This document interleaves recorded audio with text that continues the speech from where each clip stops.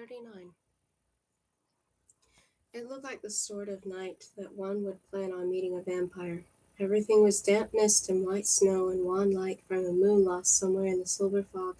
Luckier people were probably telling stories before warm fires, or tucked away in blanketed beds, not freezing as they crossed a rickety bridge and reached an isolated cemetery where dogs howled like wolves and a vampire lord hid his underground court. Evangeline shivered and Jax watched her, but he offered absolutely no comfort as a gust of wind tore through the fog and posters with her likeness flapped against gnarled gates and trees. Missing. Princess Evangeline, help us find her. Evangeline wanted to ask how the signs had been made and put up so quickly, but now that she and Jax were on the outskirts of the city where it felt safer to finally speak, she wanted to use her questions wisely. Tell me about the vampires, Jack's mouth twisted distastefully. Don't let them bite you. I already know that. What else can you share? Maybe something helpful? There's nothing helpful about vampires, Jax grunted. I know the stories make them sound brooding and beautiful. They're parasitic bloodsuckers. Evangeline side-eyed Jax, wishing the night weren't as dark or that he weren't walking so far from her that she could have a clearer view of his face. Earlier she'd sensed he wasn't overly fond of vampires, but he'd not been this annoyed. And he'd defended chaos to Lala. Are you jealous? Evangeline asked. Why would I be jealous? Because I'm so curious. Jax answered with an acerbic laugh. Evangeline felt her cheeks go hot, but she wasn't sure if she believed in his dismissal. Jax was used to being the most interesting whenever he went. He was the most powerful, the most unpredictable, and until now he'd always made Evangeline the most curious. If you're not jealous, then what do you have against them? This was your idea, and it's not as if you don't have a thing for blood. I also like the sun and being in control of my own life, but vampires will always be ruled by their hunger for blood. Their every desire is dominated by bloodlust, so try not to cut yourself while we're inside and don't look in their eyes. What will happen if I look in their eyes? Just don't do it. Why not? Does the mighty Prince of Hearts know so little about vampires that all he can do is warn me not to Jack's move before she could finish? He suddenly stood so close that for a pounding heartbeat she could only see his cruel face. His brilliant eyes shone in the dark, and his predatory smile could have belonged to a vampire had his teeth been just a little sharper. There's a reason no one ever talks about them. His voice became low and lethal. I can tell you that they're soulless monsters. I can warn you that if you look into a vampire's eyes, they'll take it as an invitation to rip into your throat faster than you can scream the word no, but none of this will scare you away. The stories are cursed, but instead of warping the truth, they manipulate the way people feel.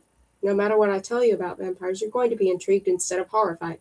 Your kind always wants to be bitten or changed. Not me, Evangeline argued. But you're curious, Jax challenged. I'm curious about a lot of things. I'm curious about you, but I don't want you to bite me. The corner of Jack's mouth twitched. I've already done that, little fox. His cold fingers found her wrist and slipped underneath the edge of her glove to stroke the last remaining broken heart scar. Lucky for you, no matter how many times I bite you, you'll never turn into what I am. But sometimes all it takes for a vampire is one look and you're theirs.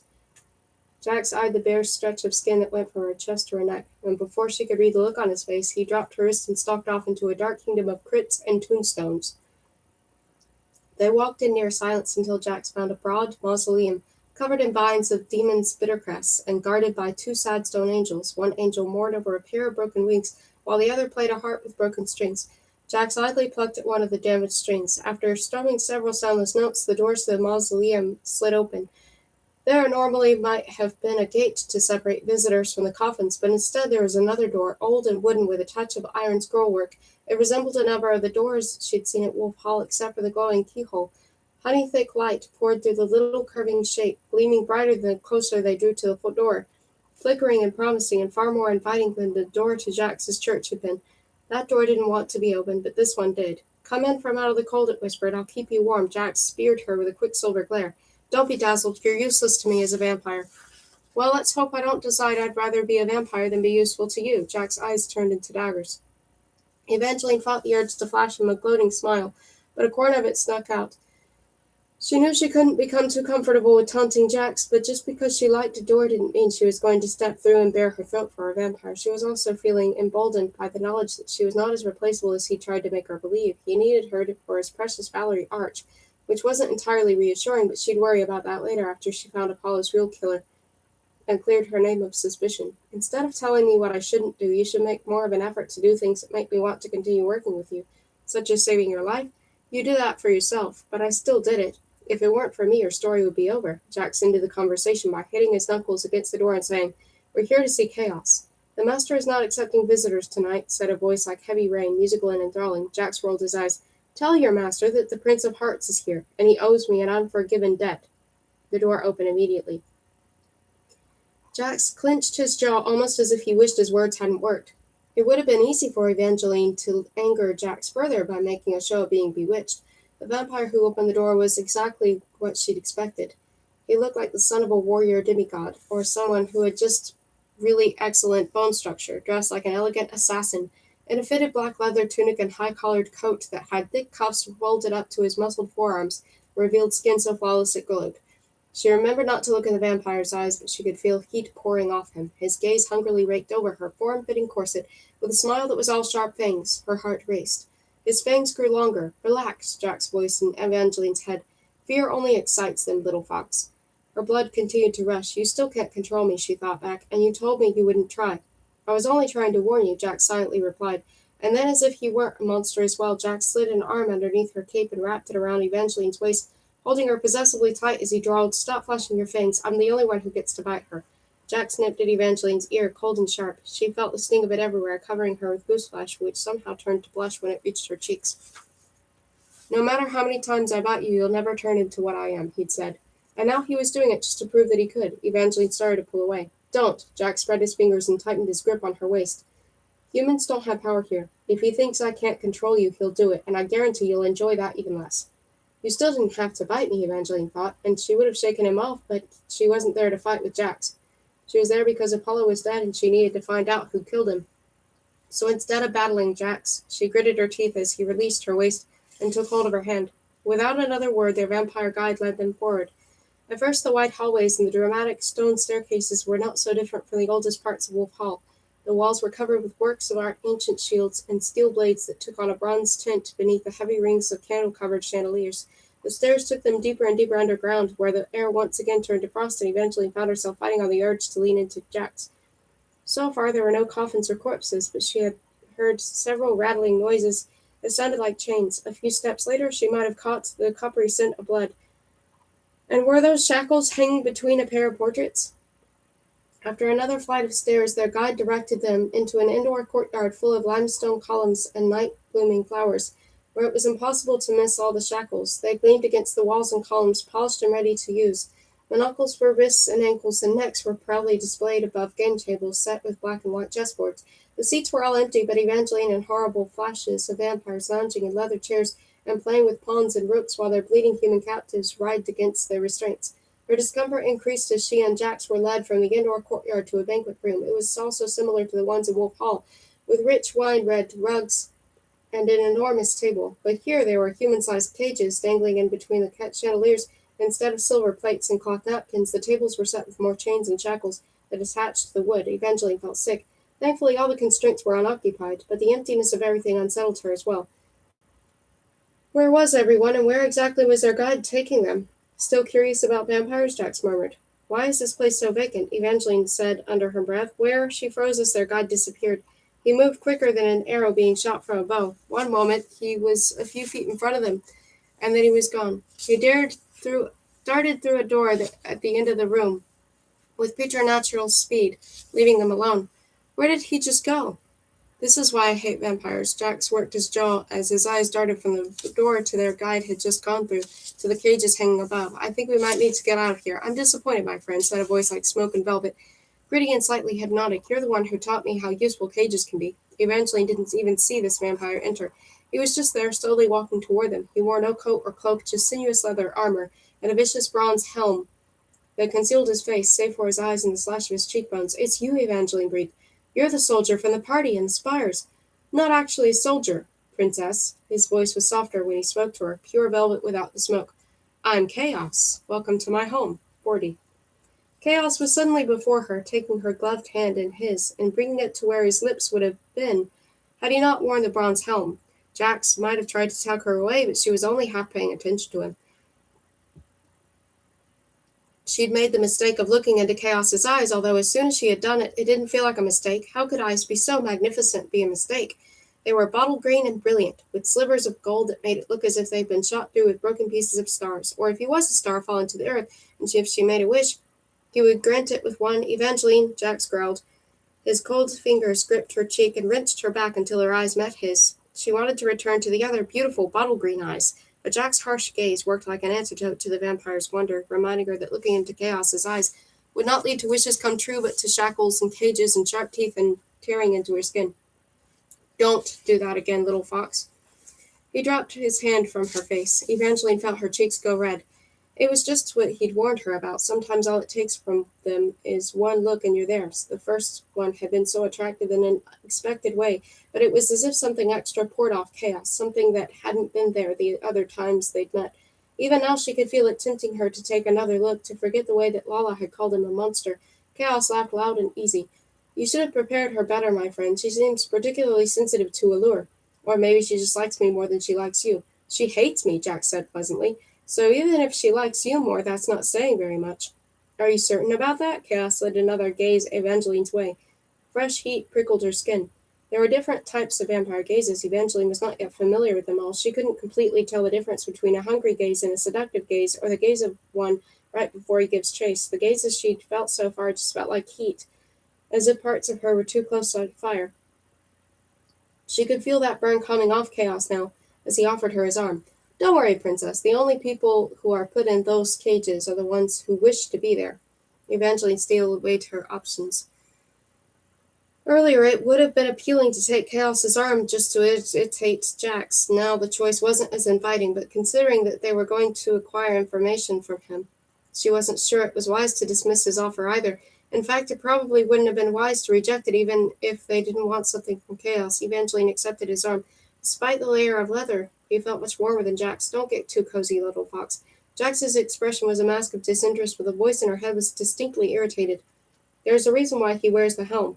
"Why is that?" Evangeline asked, but Jax didn't answer her question. After a moment, she cast a quick look up toward Chaos's cruel helm. She caught a glimpse of flawless olive skin, but she didn't dare look past his cheekbones, and even they were obscured by spikes jutting out of his headpiece. It couldn't have been comfortable. The entire lower half of Chaos's face was completely covered, including his mouth, which, now that she thought about it, was peculiar for being supposedly controlled by its lust for blood. He turned his gaze scorching her as he caught her staring. Quickly she tore her attention away. "You don't have to avoid my eyes." His velvet voice moved to her ear, the warm metal of his helm intentionally brushing her temple. "The helm you are staring at is cursed, and it prevents me from biting anyone. You're perfectly safe from me, isn't that right, Jax?" "He's been trapped in that thing for centuries," Jax confirmed. "But you will never be safe with him." They traveled through another series of hostile halls before Chaos fully released Evangeline's arm to an open, heavy iron door with a mere tug of gloved fingers. At a glance, the room they entered could have belonged to a scholar. There were bins of papyrus scrolls and shelves and tables laden with leather-bound books, pens, parchments, all drenched in warm candlelight bright enough to be read by. Even the air smelled of paper mixed with redolent hints of mahogany. It wasn't until Evangeline went to take a seat in one of the chairs that she noticed all the thick shackles on the arms and legs, some of which had nasty barbs that would pierce a person's skin when the monocle was put on. She went for another seat, but all the chairs contained the same ominous restraints. "Really?" Jax took one of the shackles and twirled it in his fingers as if it were a cheap piece of jewelry. "These are getting to be a bit much. You might want to reconsider how you entertain your guests if you have to chain them all up." "I'm surprised you're so judgmental," said Chaos. "I heard about what you did with that princess. What was her name? Diana?" "I have no idea who you're talking about," Jax said smoothly, although Evangeline noticed him tense just as he had when Lala had said that Jax had been obsessed with Princess Donatella. Unfortunately, Evangeline didn't give further answers. Chaos didn't say more on the subject as he crossed over to a pair of burgundy curtains and parted the drapes halfway, not quite enough for Evangeline to see what they'd been concealing, although she heard a chatter from the other side. It sounded like a number of people all trying to talk too loudly as their voices echoed upward. Giving into her curiosity, Evangeline moved closer to the parted curtains. It seemed they were actually on a balcony overlooking a small amphitheater. The railing on the other side of the drapes was all marble stone, as the floor below, with a gathering of vampires and humans, stood on a massive black and white checkered board. She hoped they were playing kissing chess. She couldn't bring herself to imagine other more likely reasons as to why all the vampires were dressed in blood red. The humans were clad in white, standing on opposite sides of the board. Many of the humans might have appeared attractive or strong under other circumstances, but in comparison to the row of, they looked tired and worn. Their shoulders weren't as straight, and their hair was duller.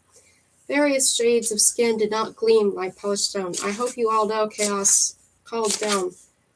I've come to think of many of you as my family, and I hope your fate turns out better than theirs did. Good luck. The amphitheater erupted in movement. What are they doing? Evangeline's hands clutched the marble rail as she watched the vampires cross the checkered floor in pillars of speed. Blood red collided with white as each vampire found a human, and Evangeline could already tell none of them were going to be kissing. Isn't this practice rather archaic? Jax asked. He dropped the chair fetter to join them at the balcony rail, but he appeared far from entertained by the scene below. If Evangeline hadn't known better, she might have thought Jax was concerned. He gripped the railing almost as tightly as she did, while the vampires bathed their fangs and bit into the necks of every human on the floor. 41. Gasps and wails and a few harsh grunts consumed the amphitheater. Stop them, Evangeline cried. None of them would be pleased if I did that, Chaos said. All of the humans have been waiting for this night. Why would anyone want this? Evangeline watched helplessly as chains rattled and a number of human-sized cages were lowered to the checked ground. A girl about her age with long spirals of red and copper hair fought against the vampire who'd bit her as he shoved her in one of the cages and closed it with a heavy lock. Everything was clattering metal and painted pleas as some people were dragged out of the amphitheater. Other humans filled the rest of the cages, which were then raised back toward the ceiling, and any lingering romantic notions of vampires that Evangeline had completely disappeared. Let them out, she demanded. She might have done something terribly reckless then, like grab for anything with weapon potential and toss it toward the cages, but Jack's hand slid across the rail and twined his cold fingers with hers. He didn't hold her back, he just held her hand, stunning her into silence. You don't want any of them out of their cages, Chaos said. He sounded faintly amused, but it was difficult to be sure when his bronze helm concealed most of his expression. This is the final phase of our initiation process to join the Order of the Spies and Assassins. There are 2 different types of bites. We can bite a human merely to feed from them, or we can infect our bites with venom to turn a human into. Every human on that floor received a bite infected with venom. So they're all turning into now? Evangeline hazarded a look toward the cages. The captives were rattling the bars and ripping at the locks, looking close to Farrell. Yet they also appeared more attractive than before. Their skin glowed, their movements were knife-quick and even matted with blood, their hair shone like curtains of silk. The venom has fixed their human imperfections, but they won't become unless they drink human blood before dawn, Chaos said. At sunrise, the venom will dissipate. Until that happens, the changelings will fight with all their power to get out of their prisons and feed. The ones that succeed in breaking free of their cages and drinking human blood will become full-fledged and members of our order. What happens to the others? Evangeline asked. You should be more concerned that you 2 are the closest things to humans here. So you might want to make the rest of this meeting quick. The urge to take that first bite is overwhelming. We call it hunger, but it's really pain. Chaos paused long enough for Evangeline to hear nothing save for the rattle of cages. Then she felt the surge of heart at her neck and chest, letting her know that Chaos's gaze was on her, hot and hungry, and Jack's cleared his throat. Chaos averted his eyes. Evangeline breathed, but not too deeply. The changelings might not be at full strength, Chaos continued smoothly, but the intense desire to feed and survive can sometimes make up for it. 1 or 2 of them always manages to escape. A spark of crimson flashed in Evangeline's peripheral vision. The girl with the red and copper curls was in a cage not too far from the balcony, only now her hair looked like pure flames, and she appeared far from helpless as her fingers curled around the bars and her tongue darted out to lick her lips. Evangeline found herself squeezing Jack's hand harder, feeling thankful he'd not let her go. Chaos tilted his head, eyes landing on their entwined hands. Interesting.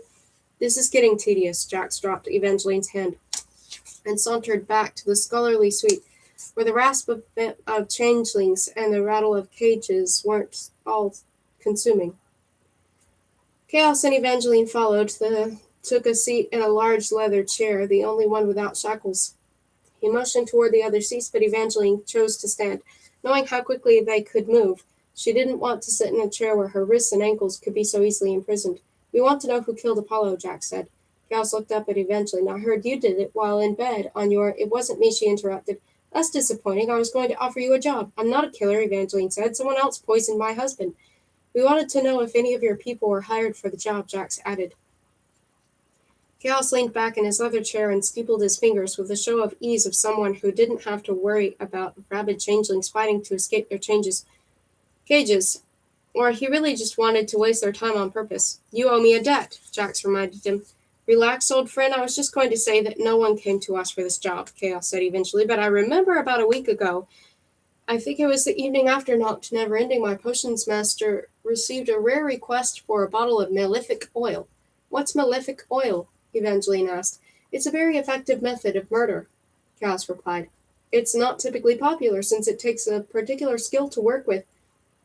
Most toxins have the same type of effect on every human, making them easily detectable and sloppy instruments of death. But if you have the spell and the preternatural skills to combine malefic oil with the blood, the tears, or the hair of the person you wish to kill, it is only toxic to that person. Evangeline tensed, thinking of the last time she'd seen Apollo, his chest covered in a glistening substance that looked like oil. Who asked for the poison? Jax said. I wasn't there when the request was made, Chaos said. I only know it came from a female, and I'd wager she's a witch. It takes a fair amount of power and a spell to properly combine the ingredients. Evangeline instantly thought of Marisol and her cooking spell books. But why would Marisol want to kill Apollo?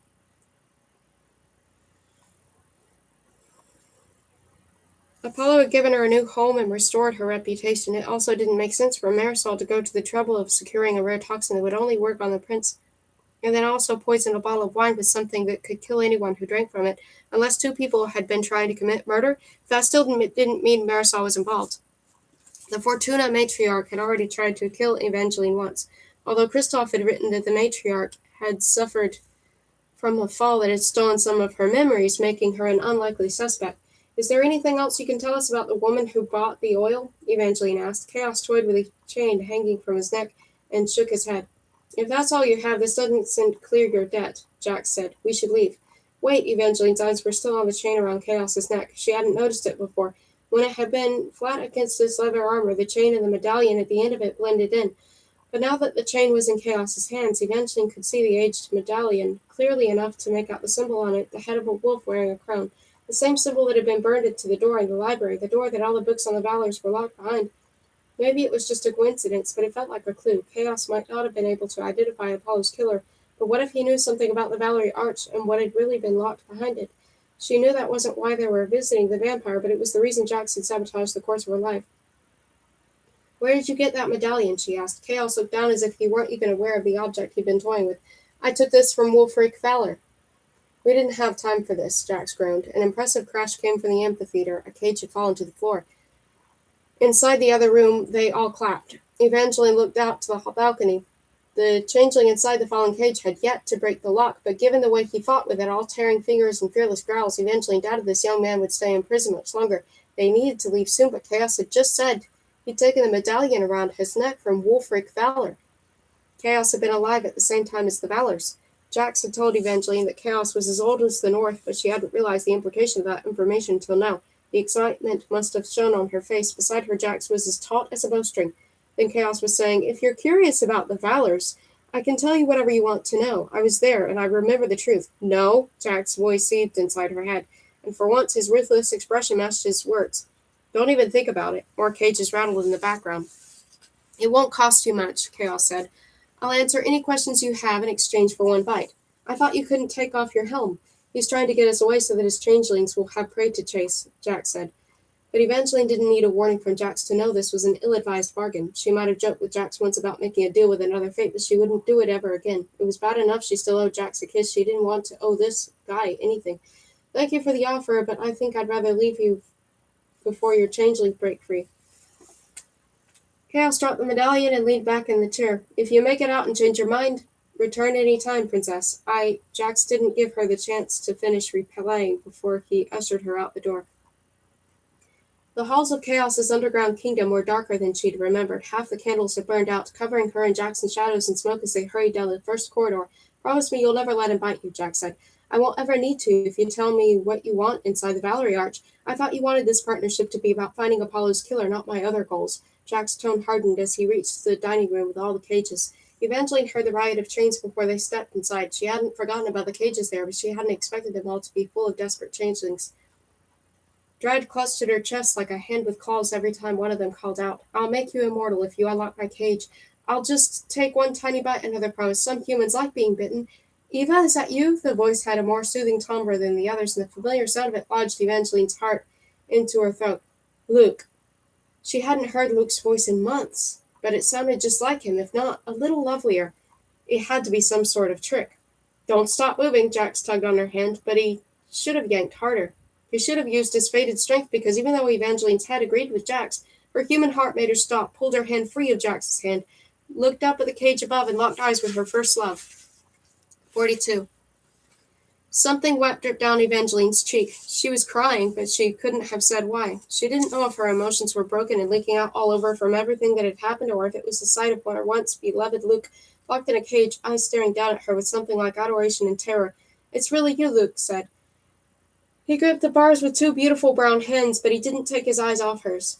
And no power in the world could have forced her to look away from him. It wasn't vampire allure, the shimmering gold flecks in his irises that she didn't remember from before.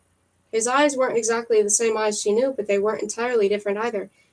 They were still the impossibly warm brown that had lived in all the memories she tried to shove away but had been unable to forget. "There are so many things I have to tell you, Eva, but I need you to help me out of this cage. If I don't escape by dawn, they'll kill me." "Why are you even here?" she breathed, heart pounding so fast it was hard to form words. It felt like a twisted answer to a wish. "Here's the boy you've spent months pining for, but now he might die, and if you try to help him, you might die." "Little fox," Jack said, "we need to keep moving. He'll tell you whatever he needs to get out of that cage to take a bite out of you." "No, I would never hurt you." Luke's voice was harsher than she remembered, desperate. "Eva, please don't leave. I know you must be terrified, but I won't bite you if you let me out. I don't want to be. I only came here because I was told that the venom was the most powerful healer in the world, and it would erase my scars and wounds. Every inch of his skin was flawless, more perfect than in all her memories, too perfect. It was hard to believe there had ever been any scars, and eventually wanted to tell him that she would not have cared if he had scars all over his person. In fact, she'd have preferred him to this overly polished version of him. But Luke went on before she could. "That's all I wanted, to be healed. His eyes shot around the violent room of cages. The other changelings had gone briefly still. They watched the exchange with rat and human attention. Evangeline didn't want to believe Luke was like them. His voice was pure human emotion, but when she searched beyond his eyes, he looked like the others, dry blood marring the warm brown of his throat and staining the white of his shirt. "I don't want this, I swear." "He's lying." Jax grabbed for Evangeline's wrist and pulled. She couldn't blame him. This wasn't the only room full of almost vampires, but Luke wasn't a vampire yet. "Eva," Luke pleaded. "I know you have every reason to hate me. I know I broke your heart, but I was under a curse." Jack's grip on Evangeline's wrist slipped. "Did you say curse?" she asked, and suddenly Luke was no longer felt like the worked product of a wish. He felt like the truth that she was afraid to touch. Evangeline had felt half mad for the last couple of months, wondering if Luke really was cursed or if she just conjured the idea of a curse as a way to survive this rejection. Jack's cold hand tugged again on hers. Another warning that it was time to go, but Evangeline ignored it. "What kind of curse were you under?" she asked. Luke let go of a bar to run a hand through his hair, a familiar and terribly human gesture that brought another pang to her heart. "I didn't realize it until tonight, until the venom in me. And suddenly my head cleared. I can't describe what it was like before. All I know is that your stepsister was all that I could think about. She was the reason I came here. I needed to be perfect for her. After I got mauled by the wolf, my scars weren't sexy scars." "He just said sexy scars," Jack drawled. "Are you really listening to this?" "Shh," Evangeline hissed. "After I was attacked," Luke said, "your stepsister took one look at me and ran for the house. I tried visiting her when my injuries had improved, but she wouldn't even answer the door. I tried writing, but she wouldn't reply to my letters. She told me it was the other way around." A resentful shake of his head. "She's a liar. If Marisol had written me, I couldn't have ignored her letters even if I wanted to. She made me desperate to do anything to have her. I was obsessed. It started the same day that I proposed to her. I came to the house to see you, but Marisol was the one to greet me. She took my coat, and I remember her fingers brushing my neck. After that, she was all I could think of." His tone turned disgusted. It was just as Evangeline had believed. She hadn't been delusional or desperate. Luke had only abandoned her and asked Marisol to marry him because he'd been cursed. The only thing she'd been wrong about was who had cast the spell. It wasn't her stepmother, it was Marisol. Evangeline felt as if she'd been punched in her stomach. She thought Marisol was another victim, innocent, the one she needed to make amends to. All this time, Evangeline had been feeling so guilty over ruining Marisol's life. But if this was true, then Marisol had upended Evangeline's life first. She didn't want to jump too quickly to conclusions, but she'd seen her stepsister's spell books. She'd been warned by Jax, the papers, and now by Luke, who never even knew what Evangeline thought. He was cursed. "When I was bitten tonight, it felt like the first time in months I could freely think." Luke's eyes shone as he looked down on her. "I finally felt like myself again, but then I was being dragged into this cage, and now I'll never leave it alive unless you help me. If you're scared, you don't have to unlock it. Just hand me one of the weapons for the wall, and I can break the lock myself. Then I'll prove to you that I don't want to be a vampire. All I want is you, Ava." "Don't even consider it," Jax said. But she stared at Luke one more through the bars. "I can't leave him like this. Evangeline, look at me." Jax cupped her cheeks with his cold hands and met her eyes with a brutal stare as if he could break the spell that Luke had put her under. But she wasn't under any allure. She wasn't sure if all part of her still loved Luke. Her feelings were such a jumbled and chaotic mess. Right now, she primarily felt the need to survive. Love felt like a distant luxury, but she couldn't walk away from Luke and leave him there to die. He was a victim in all of this. He was the one to put under a spell, then turned to stone and attacked by a wolf, and now put in a cage. This is partly my fault, she whispered to Jax. No, it's not. I already told you I had nothing to do with the wolf. Jax spoke quietly yet firmly. But even if Jax was telling the truth, that didn't change what she needed to do. She pulled free of his hand. What happened next was a strange blur. Eventually, it still wanted to think she wasn't under a spell. But maybe she was a little entranced, if not by vampire lure. She was feeling the return of her hope. Eventually knew that Luke could never go back to being what boy he was, and she'd stopped being the girl she was. That girl would have believed in seeing Luke again meant that something wonderful would happen, that they'd receive a happy ending after all. But all this meeting guaranteed was that they would have a different ending. What sort of ending still had to be determined, but it would certainly be better than this. Even if Luke wasn't her happily ever after, she couldn't let their story finish here, with him in this cage and her running away. Evangeline found a blue short sword on the wall with a heavy hilt and a polished blade, and it looked so strong enough to break a lock, but it wasn't too heavy for her to lift. Other changelings cried out asking for weapons and promising all sorts of things in exchange. They'd started battling with their cages again, filling the dining room with a cacophony of violent sounds as Evangeline climbed up onto a chair and used both hands to lift the sword above her head. Luke grabbed the blade, not caring that it sliced into his hands. "Thank you, Eva," he smiled. But it wasn't the crooked boyish grin that she'd fallen in love with. It was lips pulling back over sharp white fangs that were growing longer. "We're leaving now." Jax took her hand, urging her down from the chair and propelling her into motion. A crash sounded, making her trip over her feet as she started to run. Luke had already broken the lock with the hilt of the weapon. The door to his cage dangled open. He was loose and feral and the worst mistake she had ever made. "Sorry, Eva." Luke leaped to the ground in a graceful arch, bared his fangs, and lunged for her. Jax shoved her out of the way before she could move. Lightning fast, he darted in front of her like a shield. Luke didn't have time to switch course, and his teeth clamped onto Jack's neck with a sickening tear. "No!" Evangeline screamed and scrambled for the dropped sword she had given to Luke. The weapon felt heavier than it had been moments ago, but it didn't seem necessary. In the time it took her to grab the sword, Jax had taken Luke's head between his hands, and with one sharp twist, he broke Luke's neck. The captives above all booed and hissed as Evangeline's first slab fell to the ground. You killed him," she stammered. "He bit me," Jax snarled, gold-flecked blood dripping from the wound in his throat. "I wish I'd killed him, but I didn't. He's a full-fledged now. The only way to permanently kill one of them is to cut off its head and shove a wooden stake through its heart." Jax reached for the sword in Evangeline's head. She clutched the weapon tighter. A part of her knew she should have let it go. Luke was not her Luke anymore. He'd bitten Jax, and he wouldn't have bitten her. But Luke hadn't killed Jax. "I won't let you end his life," Evangeline said. "Luke is the first boy I loved. I'm not responsible for his choices, but this wouldn't have happened if it weren't for me. Let him live and I'll leave without any more stops or arguments." She dropped the sword and reached for Jax's hand. He recoiled, not letting her touch him, but he didn't argue. He didn't say anything at all. Evangeline and Jax silently left the way they came. She struggled to keep up with Jack's long strides as the rattle of chains and cages continued to chase them, yet it was his silence that was starting to make her uncomfortable. Jax wasn't the sort who'd talk simply to fill the quiet, but Evangeline couldn't shake the feeling that there was more than quiet between them. Minutes ago, he'd saved her life. He had jumped between her and Luke without even thinking. She knew Jax needed her alive because of the Valerie Arch prophecy. But he'd acted out of pure instinct. He'd been scared for her when she'd turned threatened. But now he wouldn't even look at her. His teeth ground together as he took the stairs, jaw tight, eyes focused, knuckles starkly white. Was he in pain from the bite? Was there a smear of blood on his pale neck? But it wasn't that much. Luke wouldn't have worried Jax too deeply. But Luke had bitten him. Jax was probably still testy about that, but that didn't seem quite right. Evangeline remembered the way Jax had nearly dropped her wrist earlier. When Luke had said that he'd been cursed, Jax would have thrown off kilter then. Had he been surprised to learn that Luke had truly been under a spell, or had it been something else? Had Jax been unsettled that Evangeline had finally learned the truth about Luke? Luke had said Marisol cursed him. But what if she hadn't achieved it on her own? Evangeline felt a sudden wave of sick on top of everything else. "Did you curse him?" Evangeline asked. "Did you make a deal with Marisol and put a spell on Luke so that—" "You can stop right there," Jax cut in. "I already told you what I think about your stepsister. I did not make a deal with her, and I never will." "Then why were you so alarmed when Luke revealed he'd been under a spell? It was a terrible timing.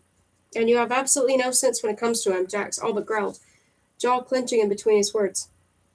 For most people, I'm the worst thing that can happen to them, but not you. It's as if you want that boy to destroy you, and he's only human, or he was until you helped him change." Evangeline wanted to argue. She didn't care that Jax was clearly right about Luke, and that she'd actually believed him about not having made a deal with Marisol, which gave her an unexpected feeling of relief, but Jax still didn't have to be so cruel about it, just because she couldn't shut off her feelings the way he did. She knew there were downsides to feeling deeply. It could get in the way of logic and reason, but shutting off emotions was just as treacherous. Evangeline took her frustration out on the stairs, quickening her pace to pass Jax as they took another flight. They had finally reached the levels where the shackles no longer clung to the walls, and Evangeline could no longer hear the desperate sounds of vampire changelings, and yet she still felt the occasional bite of heat at her throat. Unusually, it hovered right over her pulse, but just then she felt it in the back of her neck. She quickly took another step of steps and reached a well-lit landing where at last she saw the glowing doorway that would take them outside, but the burn at the back of her neck was becoming impossible to ignore. And why couldn't she hear Jax anymore? Jax? Evangeline broke off as she turned. Jax was so close. Too close. Whisper close. She should have heard him right behind her, but he was eerily silent, and his appearance had changed. Your hair, the blue, was gone. It was gold once more, shimmering and brilliant and absolutely magnificent. She shouldn't have stared. Staring at Jax was never a good idea, but it was impossible to pull her gaze away. His skin was flushed with color, and his eyes were brighter as well, a radiant sapphire blue. He looked part angel, part fallen star, and completely devastating. Evangeline, stop looking at me like that. You're making this much more difficult. Jax spoke between clenched teeth, and she still caught a glimpse of his sharpened incisors, which now looked startlingly like fangs. There are two different types of bites, Chaos had said. We can bite a human merely to feed from them, or we can infect our bites with vampire venom to turn a human into a... She sucked in a sharp breath. Luke hadn't just bitten Jax to feed. He infected you with venom. 43. Jax took an eerily silent step back, leather boots soundless against the stone floors. You should go, he edged out, fangs lengthening as he spoke. Evangeline became very aware of the blood rushing through her veins, the pounding of her heart. If she ever saw Luke again, she would use a sword. She might not be able to cut off his head, but she would definitely be able to cut him. Why aren't you leaving? Jack's nostrils flared, and Evangeline felt another bolt of heat over her, pulse further dimming the brief spell she'd been under. Jax was not part fallen angel. He was on the verge of becoming something so much worse. She curled her toes inside of her boots, fighting the urge to slowly back away or burst into a run. If he bit her, she would change into a... He hated that, and she didn't like them much either, but if she left him now and he found another human before dawn... She didn't know if he'd be able to exert the same level of control he seemed to possess with her. He had gone very still. The only parts of him that moved were his pupils, dilating until his eyes were nearly full black. Luke's eyes hadn't done that, but again, Luke hadn't been a fate when he'd been infected. Do you want to be? Evangeline asked. No, Jack spat. I don't want to be, but I do want to bite you. Evangeline's skin was hot all over. Jax ground his teeth, looking furious at her for still being there. You should go, he repeated.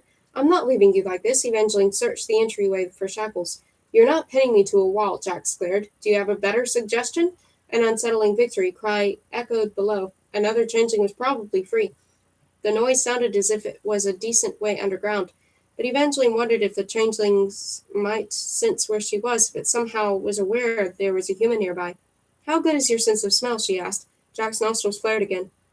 You smell like fear, and something unreadable flickered across his face, but whatever he was going to say next became cut off by another sound from below, like thunder racing up the stairs. Without another word, both of them darted for the exit. Outside, the chilly winter night was almost too bright. The moon had come out from hiding behind the clouds to pay particular attention to Jax, illuminating his perfect jaw, his long lashes, and the twist of his petulant mouth. He looked like ethereal heartbreak. She kept feeling the urge to turn her head and take just one more glimpse, and she knew it was vampire lure. The inescapable draw of dangerous beauty and power.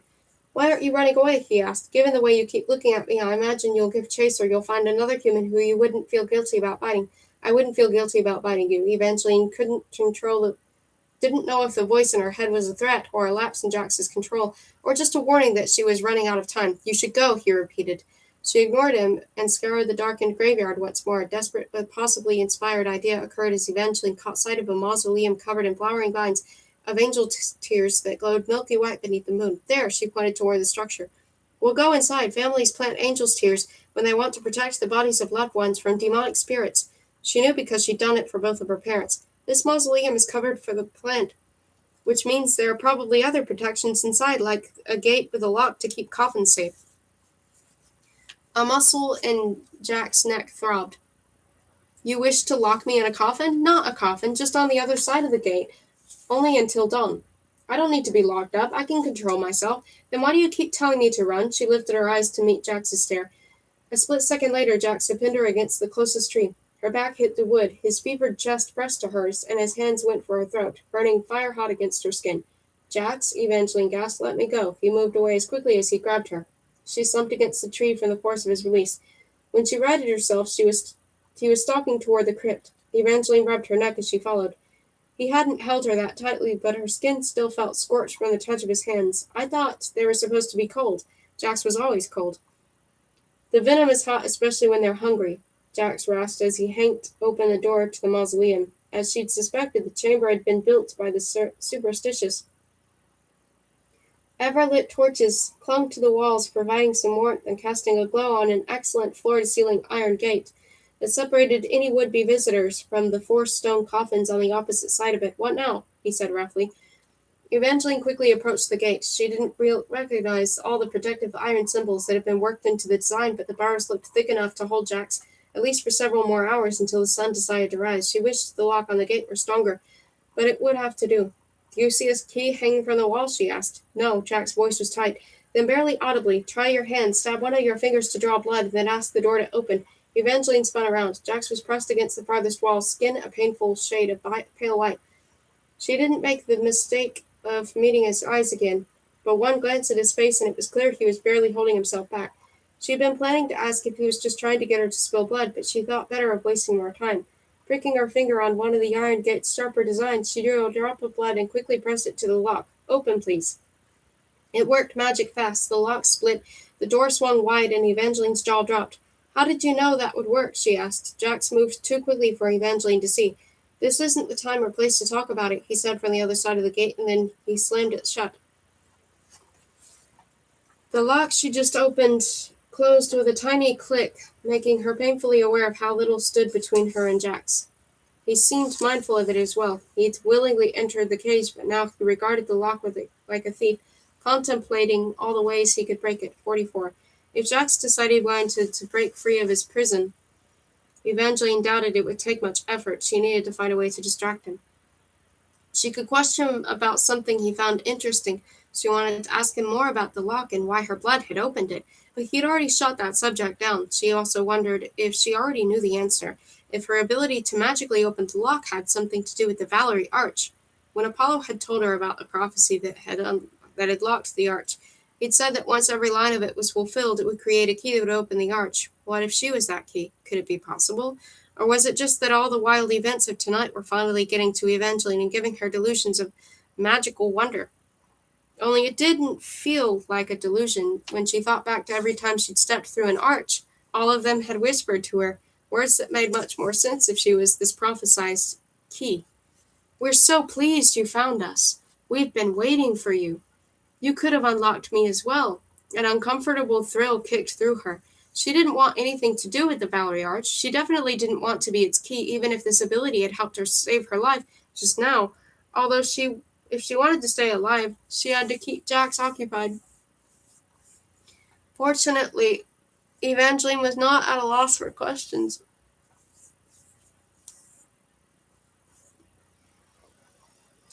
There was one in particular that had been gnawing at her for a while. Tell me what happened between you and the princess from the Meridian Empire, the one Chaos and Lala mentioned earlier, Donatella. No, Jack's voice was pure vitriol. I don't want to talk about her ever. The subject would be perfect.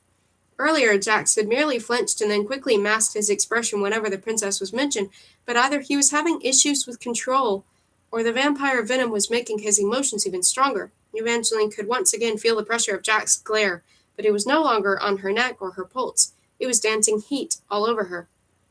Tough luck, Jax. Evangeline folded her arms across her chest as he prowled back and forth inside his cage. You need something to distract you, so I'm going to talk about Princess Donatella. I don't care if you tell me how much you hate her or how much you love her. You can sing verses about how pretty she is or the color of her hair. Jax made a strangled sound that might have been some estranged cousin of a laugh.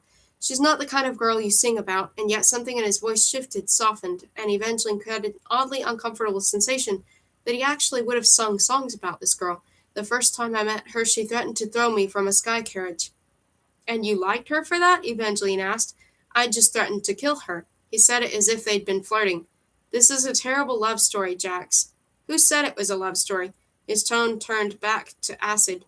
Evangeline thought he might even stop talking. To her surprise, he continued. When we met again, I kissed her. The way he said I kissed her was like the way someone else might have said they'd stabbed a person in the back. There was nothing longing or romantic about it, confirming Jax had a misshapen definition of love, and yet somehow the thought of Jax kissing the princess made something painful wrench inside Evangeline. Did you kiss her because you thought she was your true love? No, I needed something from her, and I told her that my kiss would kill her unless she got me what I wanted. Wait, are you saying that your kiss isn't deadly if you don't want it to be? Careful, little fox, you sound curious, but you shouldn't be. Jack stopped pacing and drummed his long fingers against the iron gate, tapping a staccato sound. I lied to Donatella. My kiss is always deadly. I slowed her heart so that it didn't kill her immediately, but it should have ended her life in a matter of days, whether or not she did what I wanted. Then why didn't she die? Probably because my heart started beating, Jack said flippantly, as if it were a small detail that could have easily been left out of the story. When there were entire stories dedicated to Jack's unbeating heart and the mythical girl that would finally make it beat again, his one true love. Evangeline felt that terribly painful something churning inside her once again. Not that the idea of this girl being Jack's true love should have pained her. She didn't even like Jax. She shouldn't have been bothered that another girl had made Jack's heart beat. She should have been happy the princess hadn't died. Maybe Evangeline was just feeling sorry for Jax because she already knew that the story didn't end well. What happened then?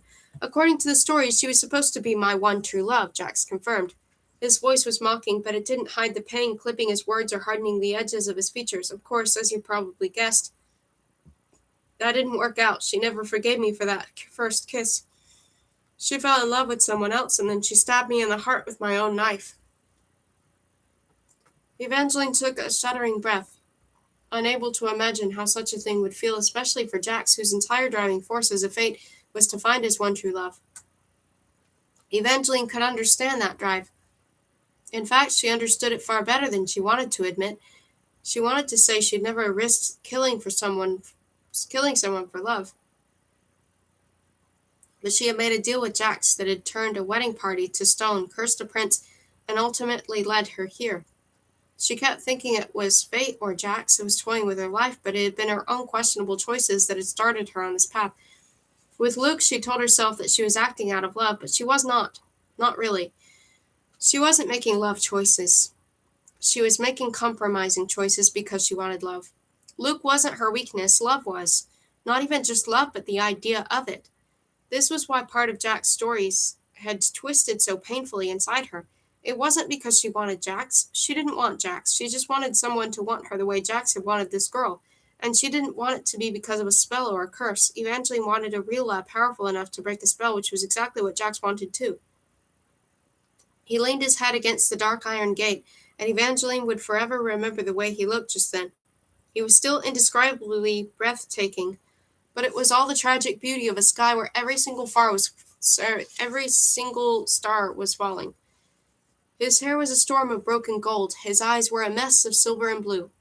The deadness she'd seen her first night in Valorfell was gone, but now she understood why it had been there, why he seemed so unable to give comfort or kindness. The girl who was supposed to be his one true love had literally stabbed him in the heart.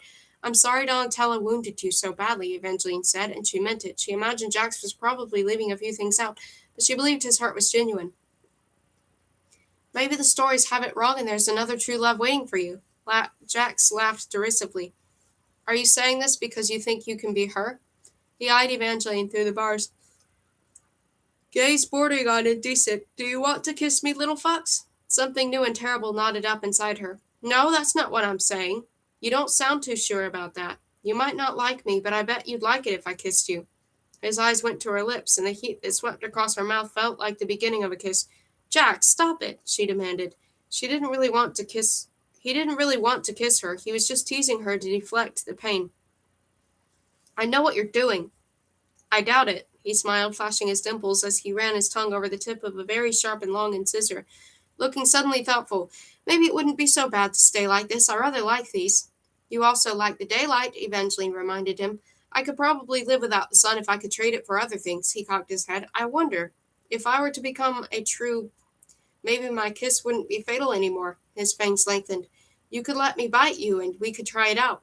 Another piercing lick of heat, this time right beneath her jaw, then her wrist, and a few other intimate places she had never thought anyone would bite. Evangeline blushed from her neck down to her collarbone.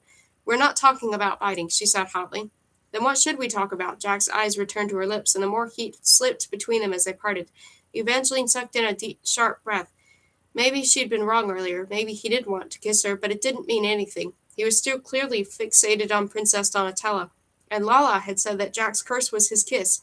If there was even a sliver of attraction, he'd be tempted to kiss, but it didn't mean he possessed any real feelings for the person.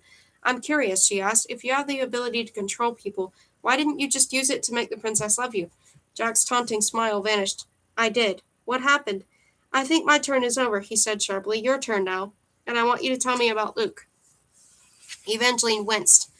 She really didn't want to discuss Luke now, not after what had just happened, and not with Jax, who had teased her about him the moment she met him. I'd like another question, please. No, I answered your question. You're answering mine. Why do you want to know about Luke? You just saw how the story ends. Tell me how it started. Jax gave her one corner of a falsely cheerful smile. Your tale clearly began on better footing than mine. What made you fall so madly in love with him that you were willing to pray to me? Evangeline took a deep breath. Stop stalling, little fox, or I might remember how much pain I'm in because all I can think about is tasting your blood. Jack's eyes lowered. The wave of heat attacked her chest directly over her heart, and this time it felt like a bite, not a kiss. Fine. Luke was there for me when my father died. This was why you fell in love with him? No, I think I loved him before that. She was tempted to say that she loved him the first time she saw him, but Jax would definitely mock her for that. At first, I thought he was handsome. I still remember the bell outside the shop door rang a full 2 seconds before the first time he walked inside, as if it, too, thought he was special. Or it was trying to warn you away from him, Jax groaned. Do you want me to keep going or not? Jack's mind sealing his lips shut. Evangeline doubted it would last, but he surprised her by making a genuine effort to listen politely. She noticed that Jack's knuckles were white from clenching his fists, and his jaw appeared uncomfortably tight. He was struggling more now that he wasn't talking, but he hopped atop one of the stone coffins and sat cross-legged like a child being told a story. Eventually wondered if she should stay standing, in case she needed to run, but maybe it would put him at more ease if she mirrored his lead. Carefully, she sat down on the cold, damp ground, giving her tired legs a rest. I grew up working on my father's curiosity shop. I loved it. It felt more like my home than any other place in the world, but I spent so much time there that I didn't really have close friends outside of it until I met Luke. At first, I thought he just liked oddities. Then one day, he came in and he didn't buy anything. He just said he wanted to see me, and he wasn't too proud or afraid to admit it. And? Jax prompted. That was when I knew I loved him. All he did was tell you he liked you? Jax sounded disappointed. That was his grand gesture? Haven't any other boys been nice to you? Plenty of young men have been nice to me, but Luke made other grand gestures. Jax scowled. Tell me about these grand gestures. Evangeline squirmed against the cold ground and tried to tuck her legs more comfortably beneath her. Jax would think that every relationship needed some magnificent gesture to validate it. Not every love needs to make a great story, Jax. The start of my romance with Apollo had the makings of an epic love tale, but you saw how badly that ended. So you're saying you'd settle for a boring romance if it ends well? Yes, I would gladly take an uneventful happily ever after. Jax smirked. No, you wouldn't. You wouldn't have been happy with Luke, and definitely not forever. The two of you aren't well suited. He's not half as strong as you. He didn't even hesitate before he tried to bite you, and he wouldn't have turned himself to stone to save you. You don't know that. Yes, I do. There's always a way to break a curse. As soon as you drank from Poison's goblet, it refilled. I didn't stay to explain the rules, but they would have appeared on the side of the cup. Luke could have saved you if he wanted. Evangeline's hand started trembling. No one had told her this. That doesn't mean anything. Luke was under a love spell from Marisol. He could have broken it, Jack said bluntly. If he had really loved you, the spell could have been broken. I've seen it happen. Stop it, Jax, Evangeline shoved up to her feet. It was bad enough to know she'd done so much for love. She didn't want to hear that Luke had never really loved her. I'm not trying to be cruel, little fox. No, Jax, that's exactly what you're doing. It's what you always do. It was also what she'd expected, and she was too tired to take it anymore. She might have made questionable choices for love, but Jax hurt people on purpose, for fun. You know, maybe the real reason Donatella stabbed you in the heart and chose to love someone else wasn't just because of that almost fatal first kiss you gave her. Maybe it was your inability to understand any emotions that are remotely human. Jax flinched. He was quick to cover it up, but it was hard to fully see, even with all the torches, but Evangeline could have sworn his cheeks had filled with streaks of color. She felt a stitch of guilt, but she couldn't bring herself to stop. I bet you never even apologized for kissing her, and that's probably not even the worst thing you did. I mean, isn't your idea of romantic kissing a girl and then waiting to see whether or not she dies? I know the stories say that your kisses are worth dying for, but how can they say that if everyone dies? Who wrote those stories? Did you write them to make yourself feel better? Jax wiped his face of all emotion, slid off the coffin, and stalked up to the bars. You sound jealous. If you think I'm jealous because someone else got to stab you, then you're right. Prove it. She heard the thump of his dagger as it fell at her feet. It was the jeweled one he carried everywhere. So many of the gems were missing, but the nice hilts still glittered in the torchlight, pulsing blue and purple, the color of blood before it was spilled. What am I supposed to do with this? You might want to use it, little fox. The corner of his mouth twitched as he slowly slid his pale hands through the bars of the gate and broke the lock in half. It could have been a twig, a piece of paper, or her. 45. Before Evangeline could suck in a breath, Jax was directly in front of her, his lips curved into a devastating smile that on anyone else might have looked inviting or flirtatious, as if throwing a knife at her feet and daring her to stab him was the equivalent of asking her to dance. Jax, Evangeline tried not to sound as if her heart was racing.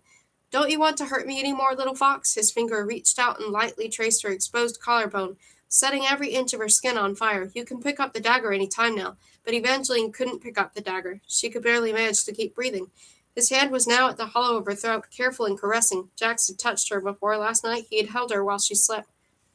But he'd acted as if that had been torture. His touch hadn't been warm or curious. Or maybe she was the one who was curious.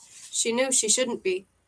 But hadn't she wondered what it would be like to be wanted with the intensity that Jax seemed to want things? His mouth curved wider as his hands moved from her throat to her shoulders and slowly slid the cape away, leaving more of her skin exposed. You should go back on the other side of the gate. Her voice was hoarse. You're the one who said I needed a distraction. His fingers drifted lower, trailing down her chest to the sensitive stretch of skin right above the lacy line of her corset. Isn't this better than talking? One finger dipped all the way into the corset. Her breathing hitched. I don't think this is a good idea.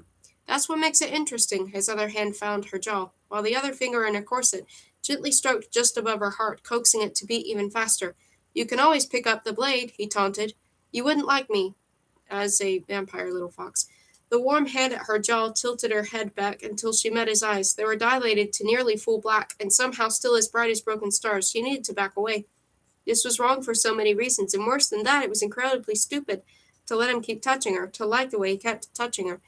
He wouldn't even be doing this if it weren't for the venom.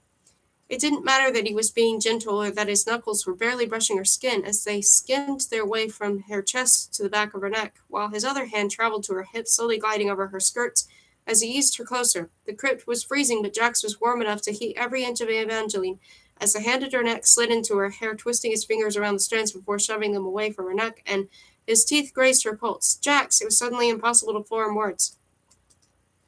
His hot mouth was against her throat, and his teeth were on her skin. His teeth, Evangeline finally pressed against his chest, but it was as useless as trying to battle a block of marble. Hot, sculpted marble. She wanted to tell him not to bite her, but saying the word bite didn't seem like the wisest idea just then. You won't want this later. Not really thinking about later. He licked her, one languorous stroke up the column of her neck. She gasped. You don't even like me. I like you right now. I like you a lot. He gently sucked her skin. In fact, I can't think of anything I like more. Jax, this is all from the venom. She pressed harder against his chest, frantic, but he didn't seem to notice. His tongue was on her neck, toying with her pulse. Her words faltered as his teeth grazed her again, raking over all the sensitized skin in a way that should not have felt so incredibly good. She had to stop this. One bite, one spilled drop of blood, and they'd both be in trouble. If you do this, you'll never see the sun again. Won't you miss the sun? His only response was another torturous lick, and then his other hand was tightening around her hips, pulling her closer, as if preparing to. You need me to open the Valerie Arch! Jack stilled at her words. His breath went jagged as his lips hovered over her pulse. He didn't bite her, but he didn't release her. If anything, he held her tighter. He was burning up against her.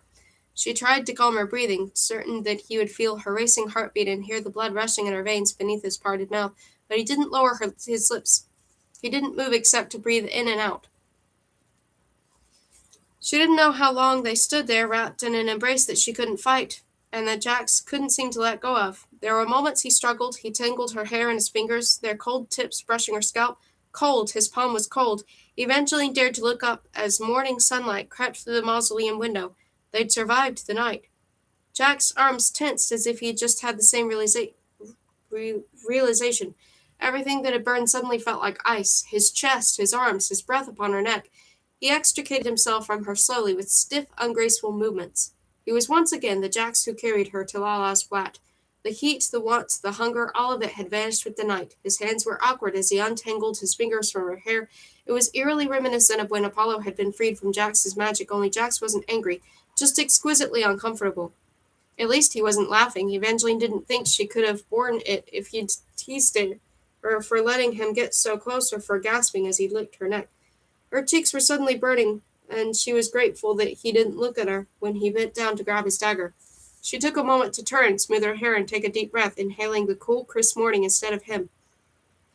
Here. Jack's voice was right behind her, and then she felt her ruffled cloak. He placed it across her shoulders and quickly secured the straps to her corset. If you freeze to death, the trouble I've gone to keeping you alive will be wasted. His mocking tone was back, clipped and cutting, and yet she felt the soft brush of his fingertips lingering against her neck before he pulled away. Evangeline tried not to react. She wasn't even sure he realized he'd done it. When she spun to face him again, he was back to being indifferent as he strode toward the mausoleum exit. She started to follow, and then she saw it, glittering against the ground. The dagger he'd tossed at her last night. The one with all the broken gems. He'd picked up her cloak, but he'd left the little knife. Wait! Jax looked at her over his shoulder. She picked up the blade and held it out. A ghost of a frown turned down his mouth. She couldn't read the look in his eyes, but his tone was brusque. Leave it. He disappeared through the door without another glance. Evangeline closed her hand around the dagger's jeweled hilt. She was going to keep it, but she didn't let herself wonder why. A layer of icy dew covered the cemetery grounds, and an army of tiny dragons covered the tops of the tombstones, snoring little sparks that tempered the air from frosty to chilled. Jack scrubbed a hand over his face. There were bruising circles beneath his eyes that hadn't been there before. We need to get somewhere safe, he said. What if we went back to Wolf Hall, she suggested. He gave her a look that could have withered a forest. Do you want to be locked up in a dungeon? You didn't let me finish. I've been thinking about what Chaos told us. If Apollo was actually killed by his malefic oil, and not Lala's tears, then the witch who bought the oil from Chaos and poisoned Apollo with it might have been my stepsister. Jax narrowed his eyes. Or were they drooping? He really did look exhausted. She was weary too, but it was piled deep beneath a number of far more urgent feelings and needs, like figuring out who killed Apollo. And after Luke's revelation, Evangeline was becoming more inclined to think that the murder was her stepsister, but did she only think this because Luke had said that Marisol had cursed him? Or was it because Marisol was actually guilty? I'm not entirely sure why Marisol would have wanted to poison Apollo, Evangeline admitted, but I keep wondering about that spellbook she bought. I was thinking we could sneak back to Wolf Hall, and you could use your powers on her to compel her to tell us the truth. Even if I thought this was a good idea, which I don't, I couldn't help you, Jax trailed off, slurring his words at the end. Are you all right? Evangeline asked. He met her gaze and yawned. He struggled briefly before pausing to rub his eyes. I'm fine, just tired from, he swayed on his feet. Jax, she reached out a hand to steady him. He flinched away. I'm fine, he repeated, but even those words were marred by a yawn. You're falling asleep on your feet. I don't, Jax yawned again, mouth stretching wide as his eyes fell all the way shut. Jax, she quickly shook him awake. He blinked at her, fuzzy-eyed, as if he were intoxicated. Nothing about him was sharp. He was all soft around the edges, with his tousled golden hair and his drowsy blue eyes. It might have been amusing under other circumstances, And it was a little comical now. She pictured it as a scandal sheet headline: "The Prince of Hearts slayed by sleep, dispatched by a nap, destroyed by dreaming." This fatigue did not seem natural. "Jax, I think there's something wrong with you." "That's not anything new." He gave her a slow, impish smile. "I just need to find a bed." He staggered from her to the closest cemetery plot, as if it would suffice. "Oh no," she grabbed his solid arm and tugged him back toward her. But she didn't know how long she could keep fighting him. If Jax actually chose to lie down, she was not strong enough to pick him up. "You can't sleep here, Jax. Just for a bit, little fox." His pale eyelids fluttered up and down. "This is probably just a side effect of the venom," he murmured. "There's always a cost to unearned power." He swayed toward the ground.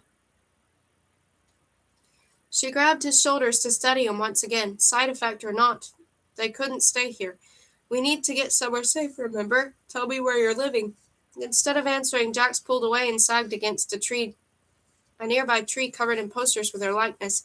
They seemed to have multiplied overnight, growing like a paper plague. Only now they didn't simply say she was missing. "Evangeline Fox, wanted for murder." Princess Evangeline Fox, formerly known as Valinda's savior sweetheart, is wanted for the murder of her husband, Crown Prince Apollo Titus Arcadian. Believed to be highly dangerous and possibly in possession of magical abilities. If you spot the princess, do not approach her. Contact the Royal Order of Soldiers immediately. Evangeline didn't know if she wanted to scream or cry or just let Jax curl up with her, as if she were his blanket. It wasn't enough that her parents had died, that her first love had been cursed by her stepsister, that she'd been turned to stone, that she'd lost her father's curiosity shop, and that she'd married a prince who was cursed and then killed. Now they were officially blaming her for his murder. "Jax, please come back to your senses. I'm no longer missing. I'm wanted for murder."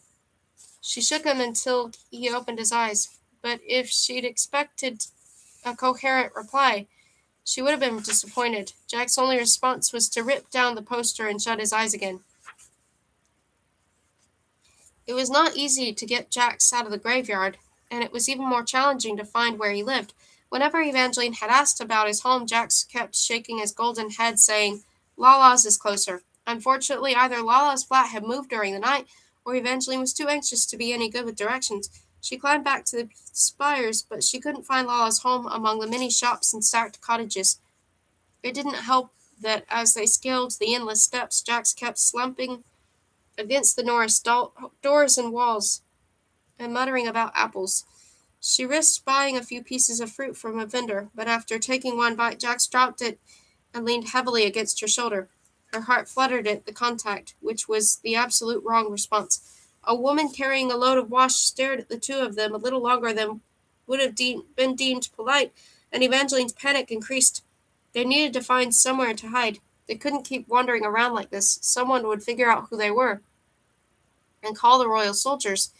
The world was waking up with each passing second. The cries of vendors selling papers and clams and morning sea tonics were filling with the bustling streets below. She tried to shut out all the noise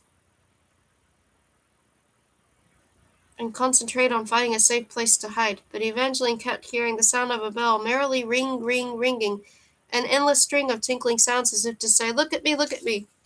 Evangeline, of course, knew that bells could not speak, but her mother had told her bells had a sixth sense.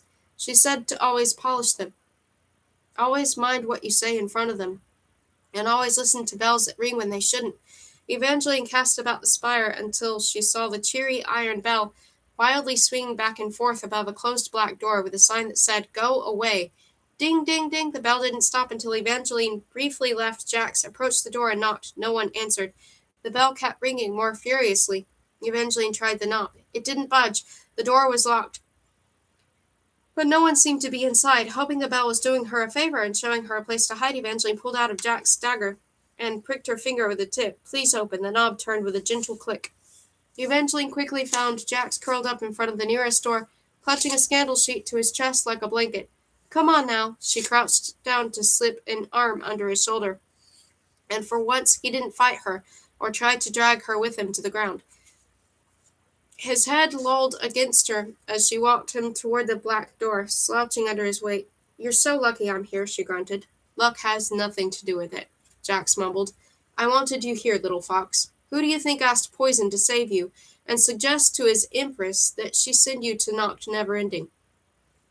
47.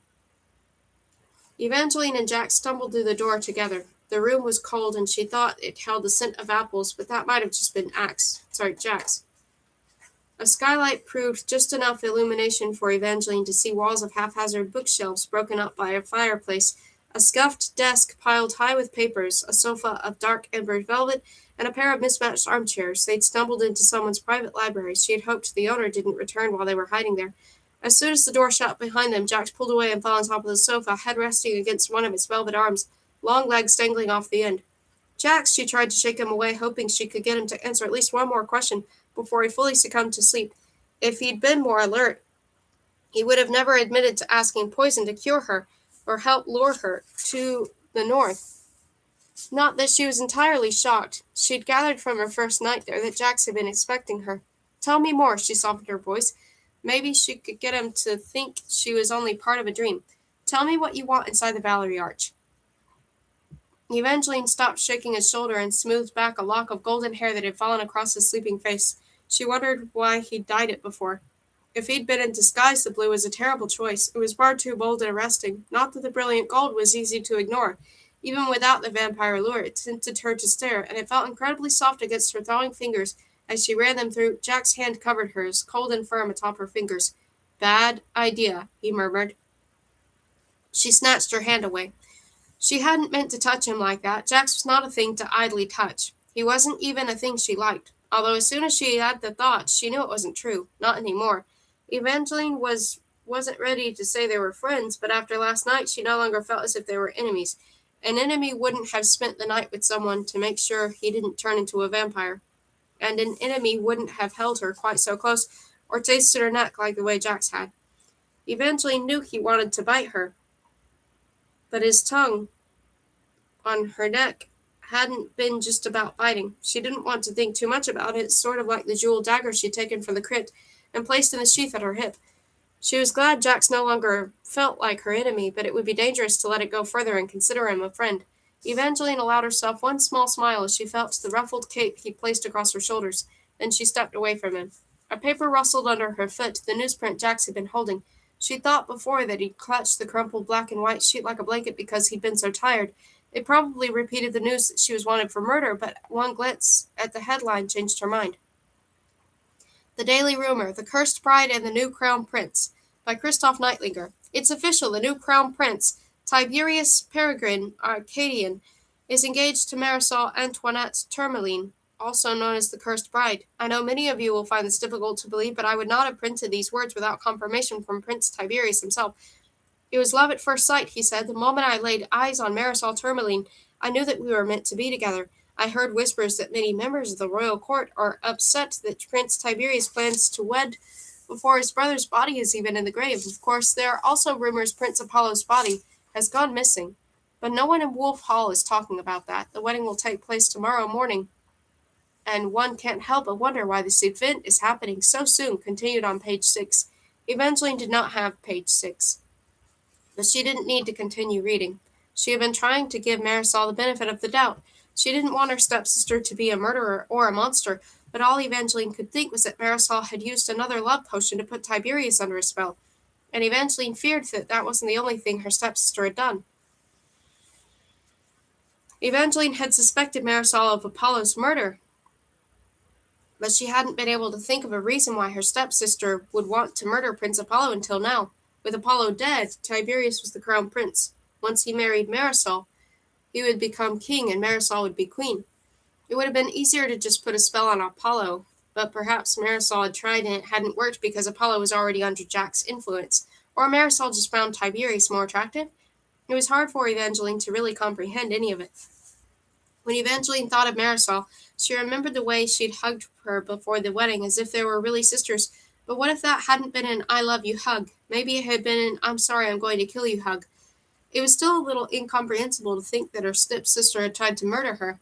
But Evangeline had also never imagined that it was Marisol who had cursed Luke, yet she'd done it. Marisol had also acquired northern books of magic so dangerous Lala and Jax acted as if Marisol was a villain just for owning them. Marisol could have easily been the witch who'd gone to Chaos's crypt for the malefic oil. The motive was the only thing that didn't feel entirely right to Evangeline. She could understand her stepsister putting a love spell on someone, but she couldn't imagine Marisol killing multiple people for a crown. That didn't seem like something Marisol would do. But maybe Evangeline didn't really know what things Marisol would do. Evangeline flashed back to the horrible words she'd overheard Agnes say. Look at you, your complexion, your hair, your posture is like a damp ribbon, and those circles beneath your eyes are hideous. A man might be able to overlook your little cursed reputation if you were something to look at, but I can barely tolerate the sight. Evangeline believed in love and fairy tales and happy endings because that was what her parents had taught her. But Agnes had told Marisol that she was unattractive and unwanted. Was that why she had done all this? It was all so ugly either way. Jax, wake up! Evangeline put a hand on his chest, hoping the touch might jolt him awake, but his sleep was so deep. She might have suspected him dead if not for the rise and fall of his chest and the steady beat of his heart. His heart! It really was beating. It might have felt a little slower than a human heartbeat, but Evangeline didn't let her hand linger. She would have liked this help for this, but if he didn't wake up soon, she couldn't spare the time to wait for him. It wasn't just that Evangeline needed to prove her innocence or that she wanted to save Tiberius from the person who might have murdered his brother. Evangeline wasn't physically capable of merely sitting in this lost library and waiting. She needed to know if she was right about Marisol, and she knew exactly how to do it. There was a way to prove if Marisol was either innocent or guilty. Evangeline needed to find a cure for a love spell. If it worked on Tiberius, it would reveal Marisol's guilt. The same for her innocence if the cure failed, but Evangeline would have to work quickly to discover a cure and administer it before tomorrow morning's wedding. According to Luke, vampire venom could break a love spell, but Evangeline didn't want to risk another visit to chaos, and infecting Tiberius with vampire venom might cause more harm than good. She'd have to find another way. After lighting a fire on the hearth, Evangeline wandered closer to the bookshelves. It seemed a little too coincidental that she find a spell book with an antidote for a love potion, but at least it was a place to start. Tall and scuffed, the bookshelves nearly covered 3/4 of the library's walls, and their owner did not care much for organization. For example, the first wall of shelves nearest to the front door Evangeline found a number of different books about time travel, but none of them were grouped together. They were scattered haphazardly, placed next to volumes on topics like the color blue and how to write poetry, and an encyclopedia for the letter E. Having determined these shelves did not hold any spell books or cookbooks disguised as spell books, she moved on. She was about to attack another set of shelves when she noticed the desk in the corner, or more specifically, the pop of color that came from the bottles of Fortuna's fantastically flavored water sitting on top of the desk. They came in 4 flavors: luck, curiosity, sunshine, and gratitude, and all were tied together with an elaborate purple bow that clashed with the rest of the room. She shouldn't have touched the bottles. They were clearly a gift, but one look at their brilliant colors, and she couldn't help herself from picking up a cerulean blue bottle of curiosity. Her throat went suddenly dry as she tried to remember the last time she'd had something to drink. She'd never tried Fortuna's fantastically flavored water, but she'd seen it on several occasions, and like the bottle's label, she was curious. The liquid bubbled on her tongue, and it tasted like cotton and safety pins. It was far from a fantastic flavor, and yet she finished the entire drink. She meant to put the bottle back and return to her task, but she was still thirsty. She grabbed a shiny bottle of luck, wondering if it might taste bitter. The liquid inside was a sensational shade of green, but it tasted of grass and old celery.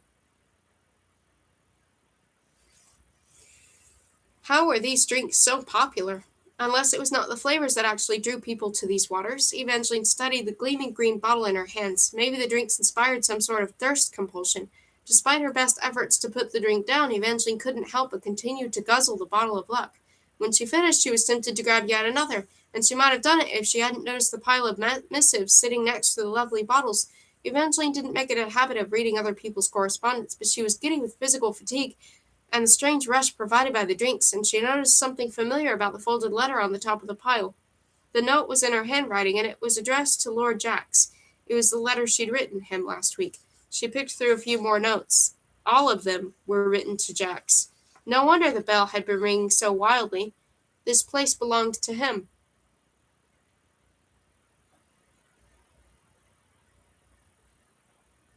47. Evangeline knew Jax would be unhappy with her going through his mail, but he was asleep and she couldn't stop. It was like drinking from the bottles of flavored water, except the only magic at play was her curiosity about Jax. The letters sadly did not give her any indication as to what Jax wanted from the Valerie Arch, but they did confirm that this was Jack's place of business. Most of the correspondents asked him for favors or meetings. So many people were far too eager to become indebted to him, just as she had once been. She never really thought of Jax as someone who worked, exactly. His office appeared that way as well, with its disorganized bookshelves and mismatched chairs, but after spending time with him, Evangeline knew that Jax was not as reckless or careless as he led people to believe. He was a calculated collector. She'd seen him cash in favors from two different fates, chaos and poison, and the letters on his desk held promise of even more. It would have been easy to get derailed from her search for a book containing a love potion cure to see what sort of things Jax took from people, and she might have briefly paused to rifle through his desk a little more. He would have undoubtedly had no compunction about looking through her things, but all she found were some ugly coins, a blue silk ribbon, and some recently scandal sheets about our wedding, and of course apples. Then she was back to the bookshelves, hunting for a tome about a love spell antidote. Most of Jack's books were crookedly stacked next to volumes without any apparent reason, except for a small collection of the last books she'd have expected to find here, The Ballad of the Archer and the Fox. Something warmed inside of her at the sight of so many copies of her favorite storybook. Jax owned 7 volumes, ranging from old to very old. Positioned more precisely than anything else in his den, they sat side by side on the tip-top of the shelf, the sort of place where a person stored books they didn't want anyone else touching. What was all this about? She wished Jax were awake so that she could ask him, but he hadn't moved from his position on the sofa, where his limbs were recklessly sprawled, making him look unmanageable even in his sleep. Evangeline reached for the first volume. She knew she was being distracted, but all she wanted was to look at the last page and see what sort of the ending it had. She wanted to know if it had a happy ending. If the archer kissed the fox girl, or if he'd killed her, and maybe seeing all these books felt like a sign. She was starting to think that sometimes she imagined things were signs when they weren't. But that didn't mean they were not actual signs. She opened the first book, but the pages in the back were all ripped out, and unfortunately she didn't have better luck with any of the other volumes. Every copy fought her. One book kept falling from her hands every time she tried to open it. Another book had only blank pages at the end. Finally, she reached the 7th copy. Her fingers tingled as she lifted the cover. The book opened easily, and it was the perfect example of a person finding what they needed instead of what they wanted. The Ballad of the Archer and the Fox was printed on the spine, but when Evangeline opened the book, the title page said, Recipes of the Ancient North, translated for the first time in 500 years. It was the same title as Marisol's illicit spell book. The table of contents only listed recipes, and the first few entries were all made with innocuous ingredients like turnips, potatoes, and celery, but about a dozen pages later the recipes turned to spells and potions of magic, and some of it did sound just as horrible as Lala and Jax had claimed. Evangeline furiously flipped past spells to summon hellfire and to drain a person's soul until she found one section on love. For finding love, for ending love, for turning someone into your one true love. The first 2 spells weren't of any help, but the 3rd spell looked as if it might be useful.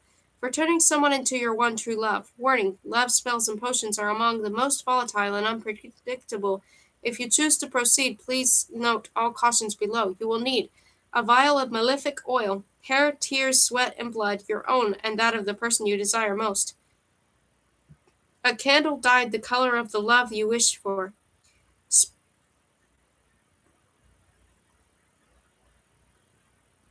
The substitution of other oils is not recommended. Although difficult to procure, malefic oil is the best way to ensure your love potion will work only on the person you desire most. However, be very careful.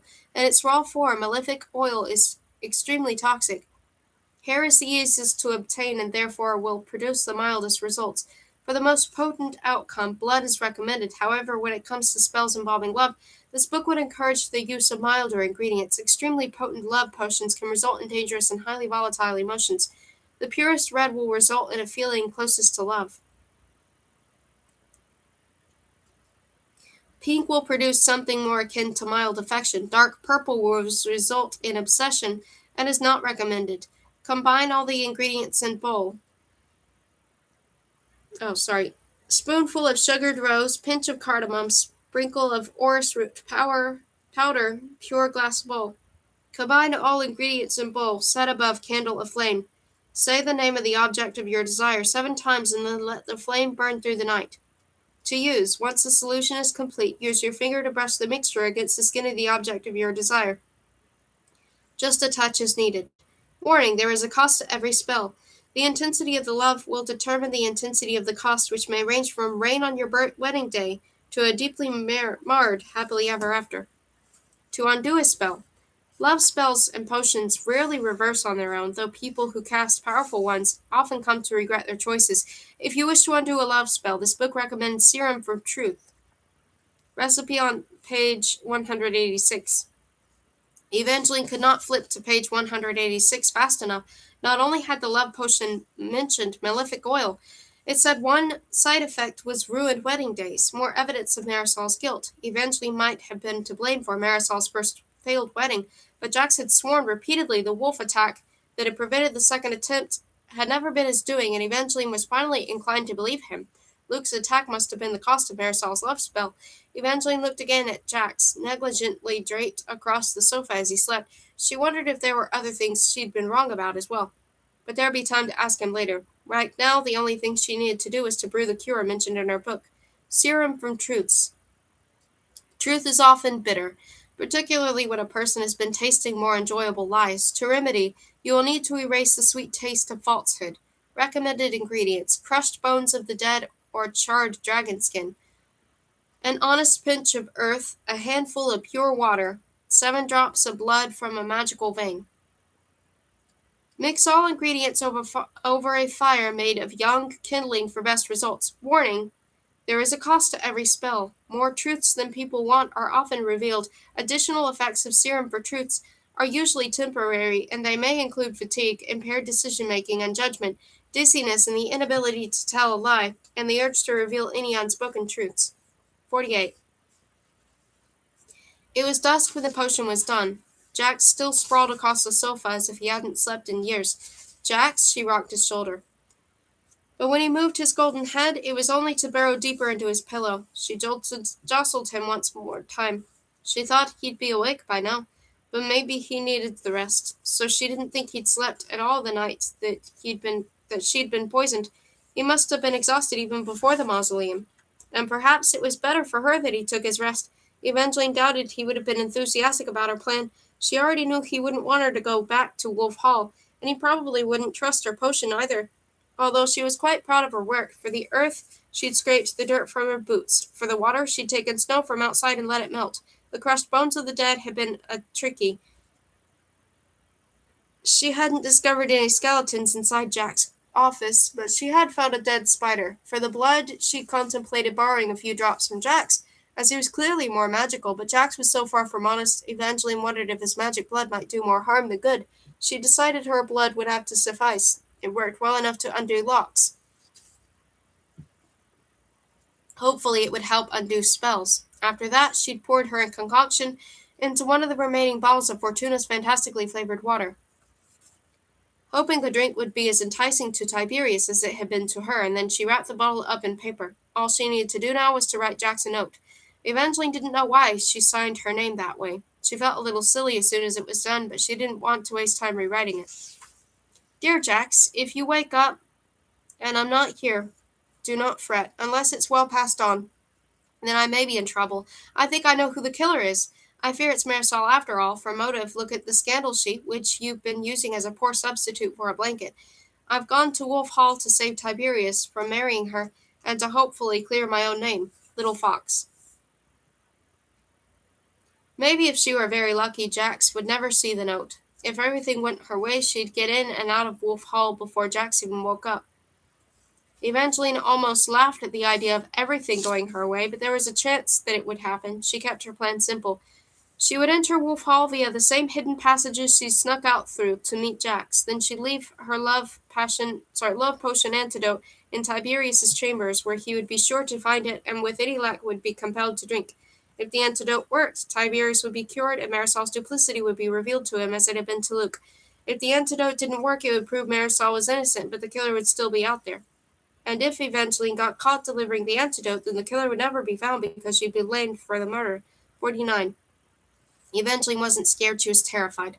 A shuddering breath of broken white puffs escaped her lips as she reached the outskirts of Wolf Hall and took in its white snowstones and pointed tower caps. For an icy moment she couldn't move.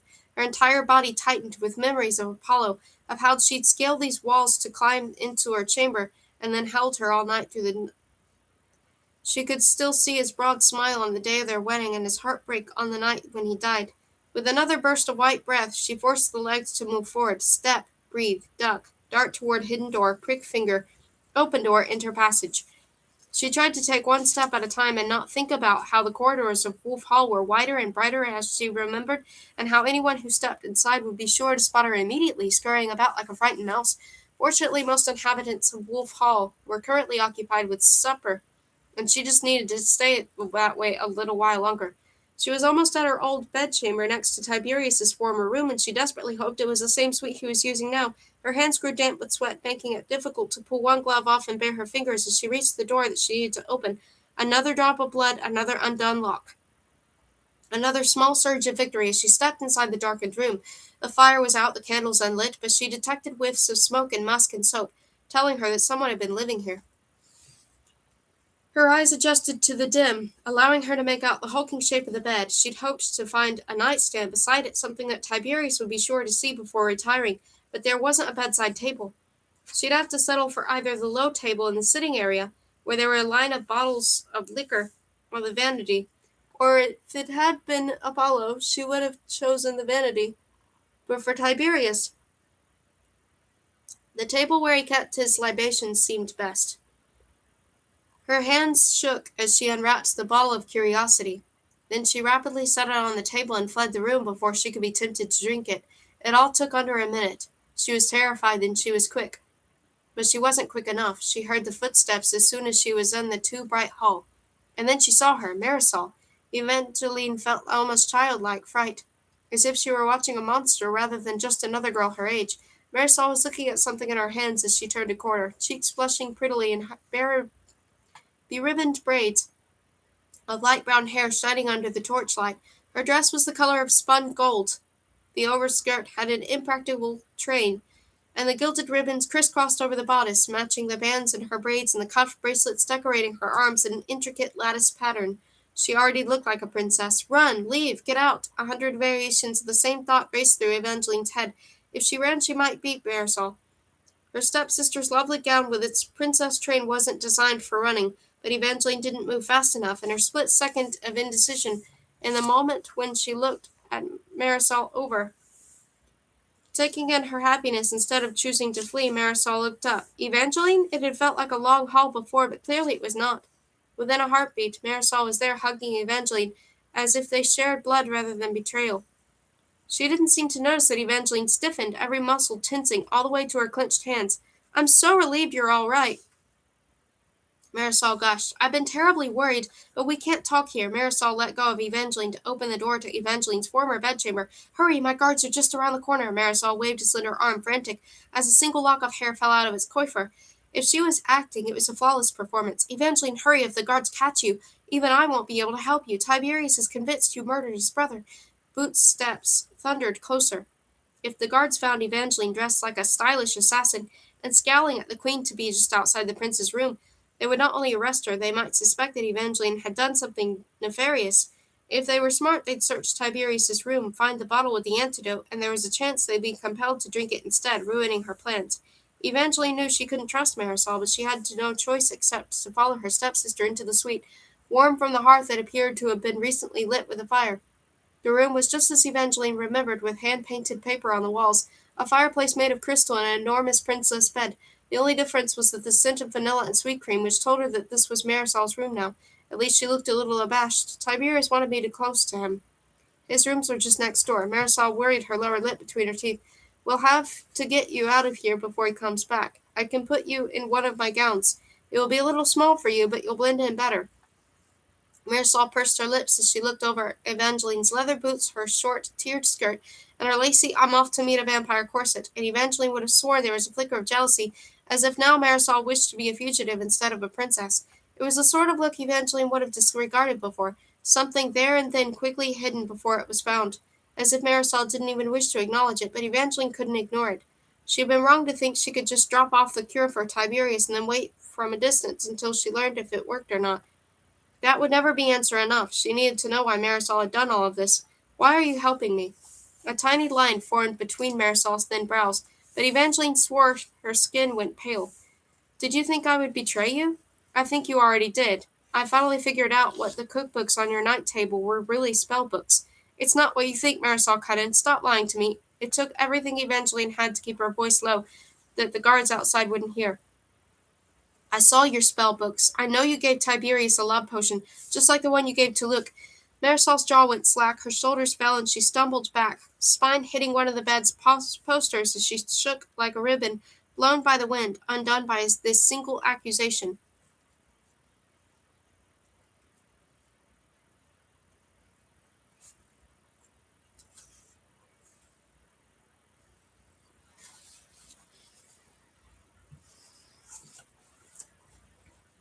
Okay, there are 4 chapters left now.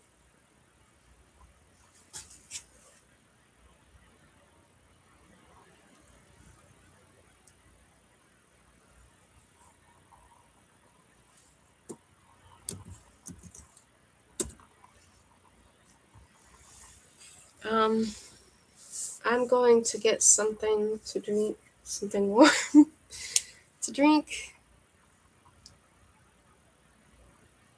I'm thinking of it being maybe like just hot lemon water. I'm going to get hot lemon water. If I can figure out where I put my mug. I put it somewhere. I know I put it somewhere. I must find it.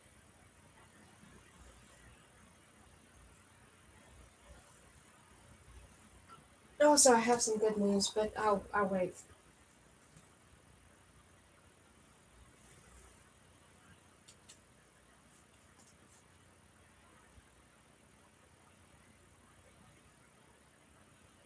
I thought I brought my mug into my room, but it must be downstairs. I'll go look for it.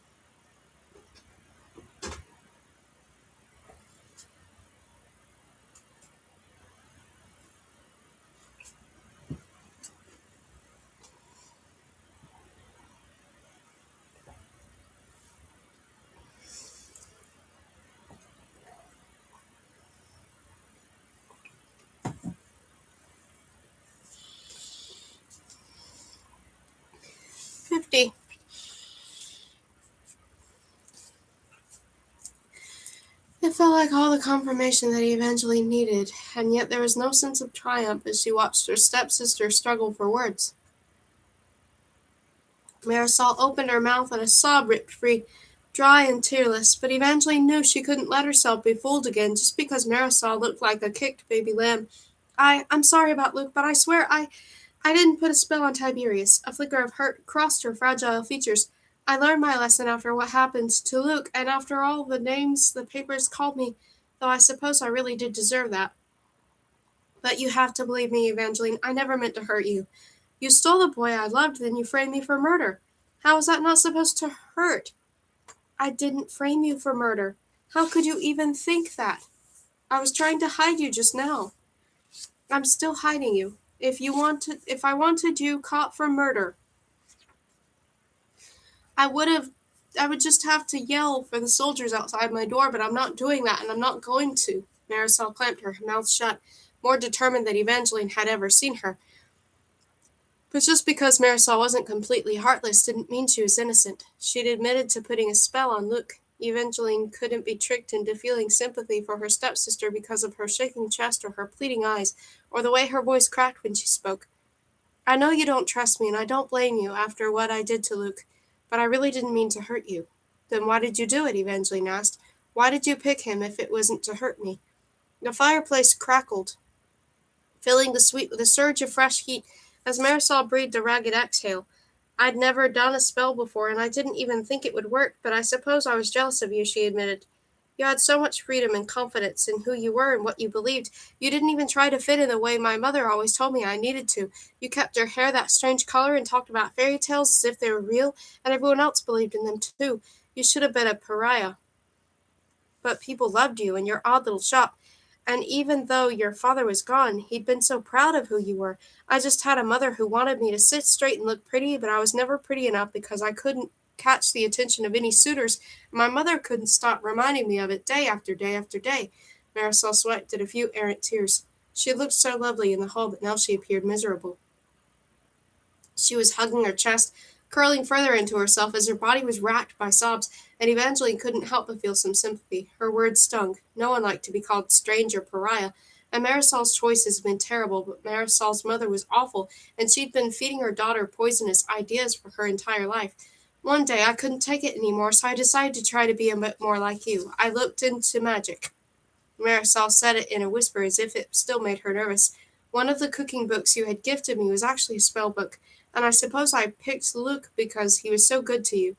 I knew you would sneak out to see him. One day I followed you. I saw the way he looked at you, and I wanted that. I wanted someone kind and someone my mother would be impressed with, but I didn't think it would work, and I didn't think it would be so potent. Then why didn't you undo it? Evangeline asked. I wanted to, but the book I had said only methods of undoing the spell were vampire venom or killing the person. My only choice was to marry him or leave him miserable. Evangeline felt her first stab of guilt because it became a little harder to stay angry with Marisol. Evangeline wasn't sure her stepsister was being entirely honest, but she couldn't argue with this reasoning or judge her for this part of the story, as Evangeline had done something very similar with Apollo. A love spell doesn't feel like regular love, Marisol explained. At first it was exciting, but that quickly wore off. Then everything went sour. I lied to you about Luke avoiding me. I was the one who tried to break things off after the second failed wedding. I was petrified of what would happen if we tried to marry again, and I've felt miserable ever since. When you and I were traveling here and you were telling me all your mother's weird stories, I decided to find another spell book with a cure for Luke in case he ever returned to Belinda. That's why someone spied me looking for spell books. It wasn't because I wanted to hurt you, it was because I wanted to mend things. I felt so terrible, Evangeline. You turned to stone for me, and then you brought me here so that I could get a fresh start, and all this time I walked around with the knowing that I didn't deserve any of your kindness. I'm so sorry. I felt so guilty and so ashamed, and for so long I wanted to tell you, but I've been terrified you'd hate me. I don't hate you, Evangeline said. Her stepsister had made mistakes, but Evangeline was starting to believe that murder wasn't one of them. As far as for the love spell she'd used on Luke, Evangeline couldn't entirely fault her. If anything, she'd related to Marisol. Evangeline had been living with the same guilt and fear for the secrets she'd been keeping. If only she hadn't been so afraid to be honest, both of them could have been spared spared some pain. I wouldn't blame you if you did hate me. I swear I didn't kill Apollo or enchant Tiberius, and I didn't frame you for murder, but I know I've done unforgivable things. I deserve to be the cursed bride. You're not the cursed bride, Evangeline said gently. You don't have to keep saying that. The spell I used to warn me there would be consequences. That's why the fates attacked my wedding, and that's why a wolf attacked Luke. I know I shouldn't have be engaged to Tiberius now. Marisol mumbled. I keep fearing that something horrible will happen to him too, but I also keep hoping that I've suffered enough. Marisol closed her eyes, and a tear fell as she shook. The bedpost at her back seemed to be the only thing holding her up. Evangeline imagined that if she were to tug on one of the ribbons in Marisol's hair, her stepsister would unravel like a skein of yarn. Evangeline might have wanted that earlier, but now she'd rather help hold her stepsister together. She reached out and gave Marisol a hug. Marisol had made mistakes, but she was not the only one. I forgive you. Wide, shocked eyes met Evangeline's. How can you forgive me? I've made some poor choices as well. Evangeline squeezed her stepsister a final time before letting her go. Now it was her turn to be nervous, but Marisol deserved to know the truth. It wasn't fair to let her carry all the guilt or believe that Evangeline was entirely innocent. Evangeline didn't know if they would ever be true sisters, but they would never mend all their wounds if some were still infected with lies. You are not the only one who is jealous, Evangeline confessed. I was so upset and hurt about you were marrying Luke that I prayed to the Prince of Hearts to stop your wedding. You what? Marisol's spine stiffened and her shoulders straightened. I didn't think he'd turn you to stone. What did you think would happen? Marisol spat. The words hit like a slap, stunning Evangeline. You're just as selfish as my mother always said. You ruined my wedding so that you could become a hero and I could become the cursed bride. That's not what You let me believe I was cursed, Marisol cried. But there weren't any tears this time. Her eyes were two pools of anger. Evangeline thought Marisol would understand, and then maybe they'd laugh about it, but clearly she'd made a great error in judgment. Marisol, Evangeline said, alarm slipping into her voice. If her stepsister kept raising her tone, the soldiers outside the door would surely hear, Please calm down. Please don't tell me to calm down, Marisol raged. I felt so guilty, and all along you'd done something just as bad, even worse. You made a deal with the fate to curse me. That's not what I... Guards, Marisol screamed. She's here. Evangeline Fox is in my room. 51.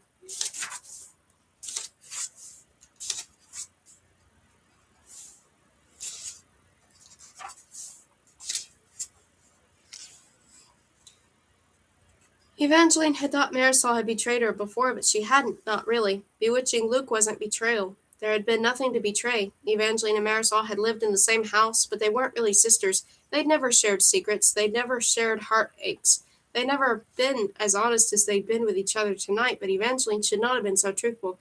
Marisol, don't do this, Evangeline pleaded. Marisol's only reply was to sink to the ground and hug her knees, making herself look small and vulnerable as the door to her suite flung open.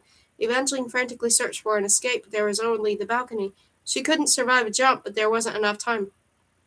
Two guards, quickly followed by another pair, rushed into the room, and a clatter of drawn swords all pointed at her. She just confessed to murdering Prince Apollo, Marisol said. That's not true, Evangeline was cut off as several soldiers converged, grabbing and restraining and cutting off her words. My heart, are you all right? Tiberius burst through the doors. He sounded just like his brother when he'd been cursed as he rushed into Marisol's arms. Evangeline felt utterly stupid once again for believing her stepsister had not bewitched him. Marisol might have confessed some things, but clearly she hadn't been honest about everything, so she really was behind all of this. Put Evangeline in my chambers, Tiberius ordered. Darling, are you sure that's a good idea? Marisol latched onto his arms, doing an excellent impression of a helpless maiden. Shouldn't you take her down to the dungeon, lock her up where she can't hurt anyone else? Don't worry, my heart. Tiberius pressed a kiss to Marisol's forehead. I just need to question her, then I'll make sure she's put somewhere she can't hurt anyone else ever again. The guards used a little care as they dragged Evangeline into Tiberius's chambers and tied her to one of the chairs. After they relieved her of Jack's dagger, her ankles were roughly secured to the legs, and her arms were stretched behind her. Her hands were bound at the wrists and then tied again with a rope that went all the way around her midsection, cutting into her ribs and making it uncomfortable to breathe. Tiberius didn't spare her a glance as it was done. He didn't acknowledge it when she repeatedly cried, I swear I didn't kill your brother. Tiberius simply stared into a great black stone hearth and ran a hand through his long copper hair, watching as one of his guards started a fire. He no longer looked at the impish rebel prince she'd met at her wedding. Lines that had not been there before bracketed his mouth, and his eyes were full of red. He didn't appear bewitched right now. He looked as if he were in mourning, which was one good thing. If Tiberius were really mourning, if he really loved his brother as she believed, then he would want to know who the real killer was.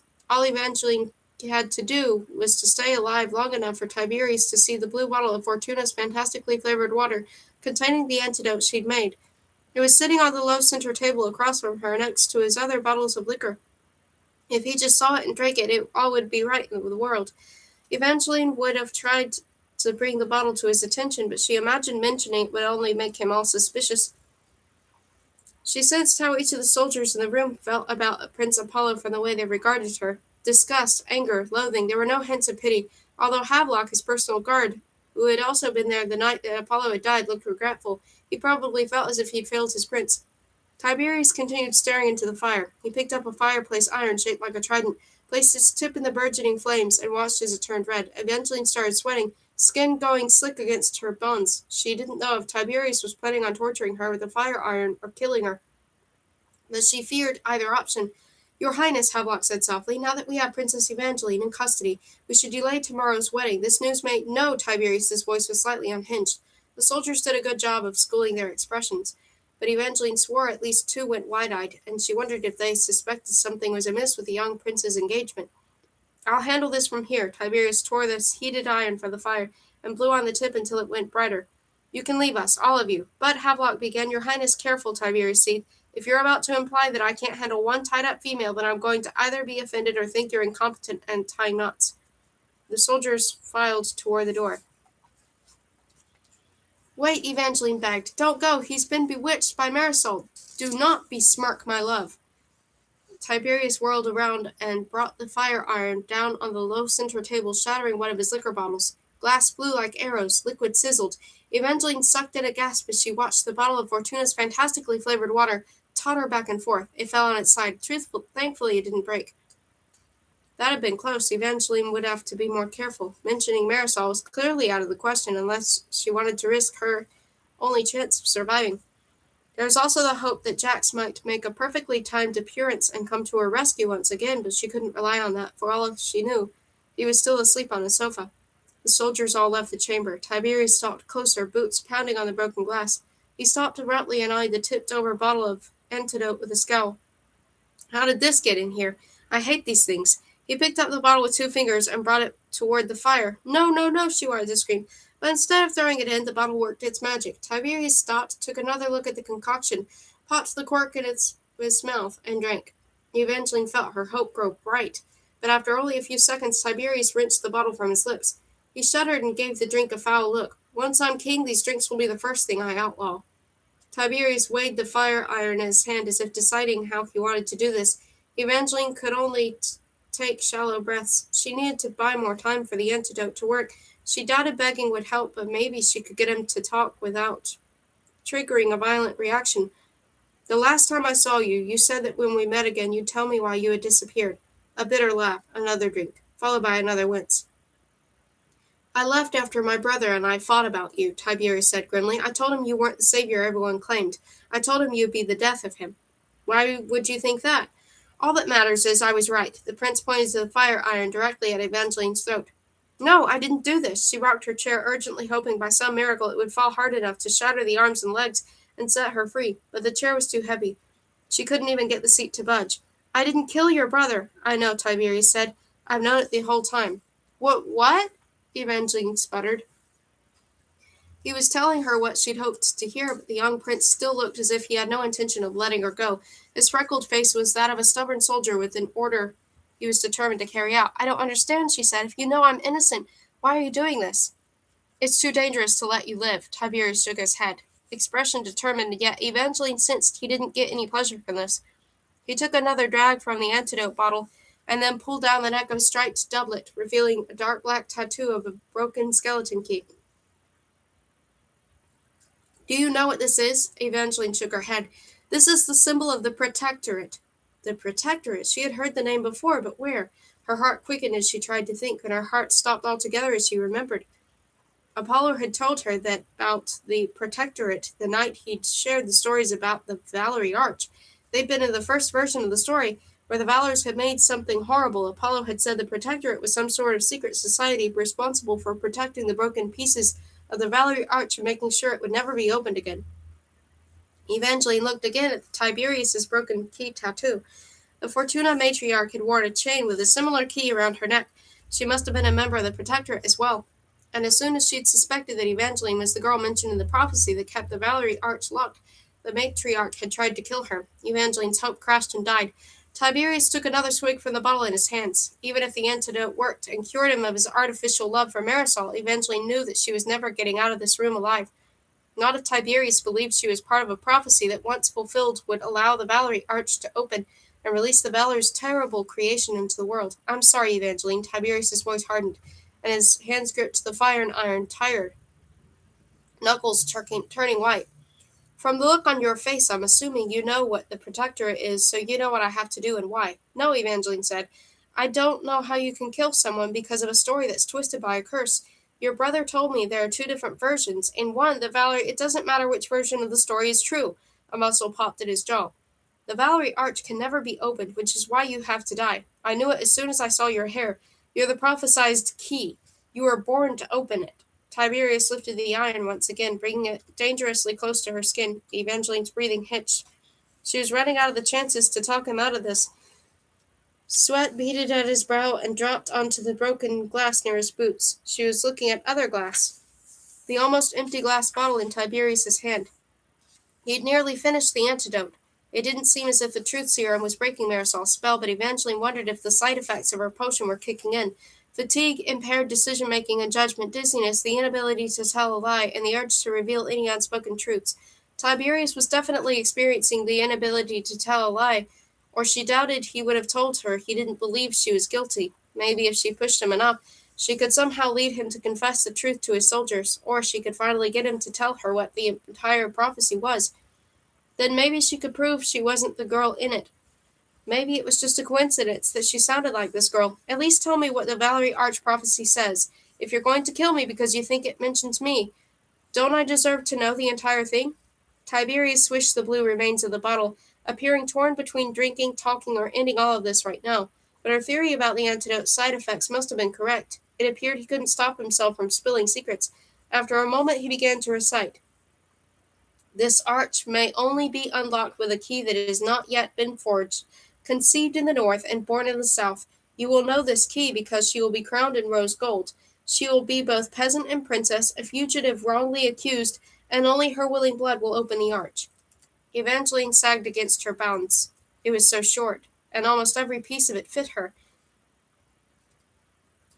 She had heard the line about her being crowned in rose gold and being both peasant and princess from the Fortuna matriarch.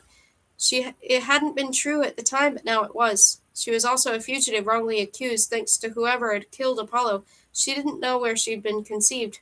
Her parents had always joked they'd found her in a curiosity crate. Now she wondered if there was a reason why they had concealed the truth, if they had known about this prophecy. Had they seen her rose gold hair and her origin as a sign that it could be true someday? But there was one line of the prophecy that she could ensure never came to pass. She just had to convince Tiberius of this. You just said only my willing blood will open the arch, which means I have to want it open, and I don't. Doesn't matter, Tiberius gave her a bleak look.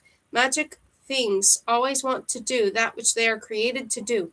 But I'm not a magic thing, I'm just a girl with pink hair. I wish that were true. His voice was torn. I don't want to kill you, Evangeline, but that arch must remain locked. The Valors had too much power. They weren't evil, but they did things they never should have done. He finished off the remnants of his drink, and this time he pointed the iron at her heart. Wait, Evangeline cried. Can I have a last request? I don't think Apollo would want you to murder me. I'm sorry, I really am, but you're not leaving this room alive. I'm not asking you to spare me. Her voice cracked. If this didn't work, these could be her last words. I'm just asking you to call in your soldiers, tell them my crimes, and then let one of them kill me. Your brother wouldn't want you to murder his wife. Tiberius frowned. But she could see another bout of indecision ghosting across his face. He sensed this was a bad idea, but his judgment was impaired from the antidote, and he wasn't certain. Please, it's my last request. Slowly, Tiberius lowered the poker. The soldiers were called back in, but Tiberius didn't waste time with pleasantries. I need you to kill her. He shoved the fire iron into the hand of the closest guard, a tall woman with a heavy braid and fury in her eyes. Wait, Evangeline breathed, hoping she hadn't just made a terrible miscalculation. You need to tell them my crimes first. Evangeline Fox, Tiberius ground out. You have been sentenced to death for the crime of... His jaw seemed to stick. He opened and closed his mouth several times, but no words came out. "You can't say it, can you?" she asked. Her antidote might not have worked as exactly as she'd hoped, but it was working. Additional effects of serum for truths may include the inability to tell a lie. Evangeline could have cried with joy, although Tiberius looked as if he really wanted to kill her now. "What have you done?" He glowered at the empty bottle in his hands. "Did you poison me?" "I gave you a truth serum, which is why you can't honestly say that I killed your brother. Ask him," Evangeline begged the female guard with the iron. "Ask him who killed Apollo." "In this," Tiberius ordered the guard. She. The guard had lifted the iron, but she hesitated at the prince's stammering. "Can't you see she's fed me some sort of magic?" Tiberius growled, sweat beading on his brow. "She's obviously, but he couldn't call her anything untrue. He keeps breaking up because he can't lie," Evangeline said, "and he knows that I'm innocent. I had no reason for desire to kill Apollo. I was the person with nothing to gain and everything to lose, and Tiberius knows that." She's telling the truth." The prince's face turned red. "Evangeline didn't kill my brother. I did." 52. Tiberius staggered on his feet. If Evangeline had been standing, she would have undoubtedly lost her footing as well. She expected him to try to take the confession back or grab the iron from the guard and run her through. Wasn't that what a murderer would do? But perhaps it wasn't just the antidote side effects that had torn Tiberius's confession free. Instead of fighting back, Tiberius fell to his knees and brought his hands to his face. "I didn't mean to kill him. It was supposed to be you." Eyes rimmed in grief and anguish met hers.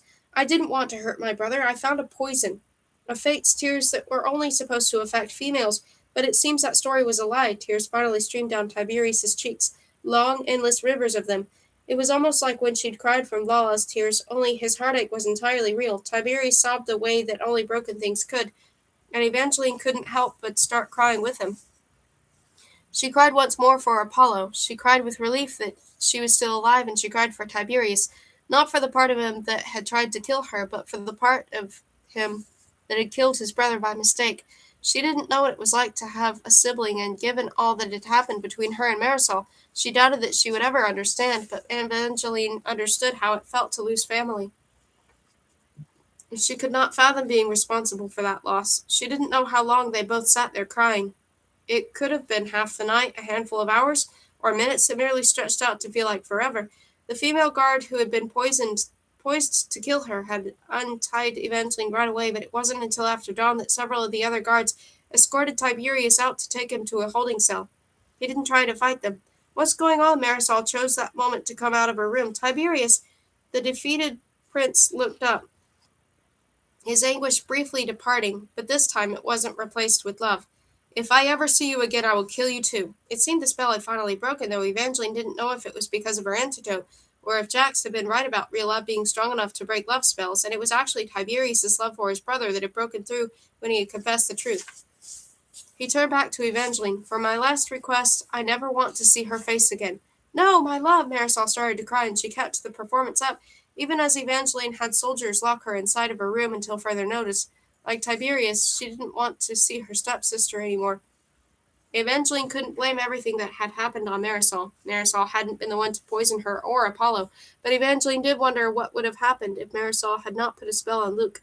Would fate have intervened in another way to turn Evangeline into the girl in the Valerie arch prophecy? Or would things have worked out differently for her and Luke and Apollo and Tiberius? Was she destined to end up here? Or was it just one of the many possible paths? She would never know, but she had a feeling this question would always haunt her. It didn't take long for Evangeline to transform from fugitive back into a princess. She was moved into another untainted royal suite, with a roaring fire and lots of thick cream carpets that felt wonderful beneath her tired feet. Everyone seemed to want to fuss over her, exclaim how glad they were that she was safe, and how they all knew she couldn't have killed Prince Apollo. Evangeline wasn't sure she believed any of them, but she accepted all the fussing. At the urging of the servants, she bathed and changed into a much more comfortable gown of white satin, with a striped black underskirt and a bodice decorated with pretty black embroidery. Northerners didn't wear full black for mourning, but it was customary to at least wear some. Even more guards and servants and half-awake palace officials were called into the suite after that. For hours it was flurry of maids bringing Evangeline warm food, and officials making requests and suggestions sounded like a lot like orders.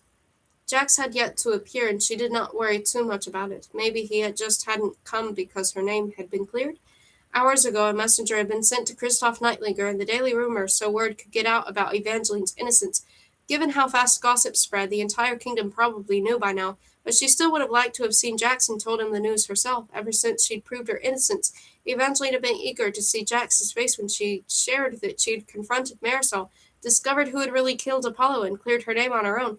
Only now that it was nearing late afternoon, her eagerness was turned into tightness in her chest. Why hadn't Jax shown up at Wolf Hall? He should have seen her note, unless he was still asleep. Yesterday she'd been amused by the idea of Jax being slayed by slumber, but now it unnerved her. What if his fatigue hadn't just been a side effect of the vampire venom? I need a coat, she said. One of the many maids in the room stepped closer to the blazing fire. Would you like me to put another log on? No, I need to step out, Evangeline said. She knew no one wanted her to leave Wolf Hall. The council of the great houses, which now included Evangeline, was being called to assemble as soon as possible to discuss what was to be done, now that one direct heir was dead and the other was in prison. Any moment she'd be summoned to meet them, but she wasn't sure she could sit and wait any longer. She needed to make a quick trip back to the spires to check on Jax. She knew she shouldn't care so much, but she couldn't stop fearing that something was wrong. Your Highness! A soldier near the door cleared his throat. There's a gentleman who's just arrived, and he's insisting upon seeing you. He let him in. Eventually didn't allow the soldier to finish.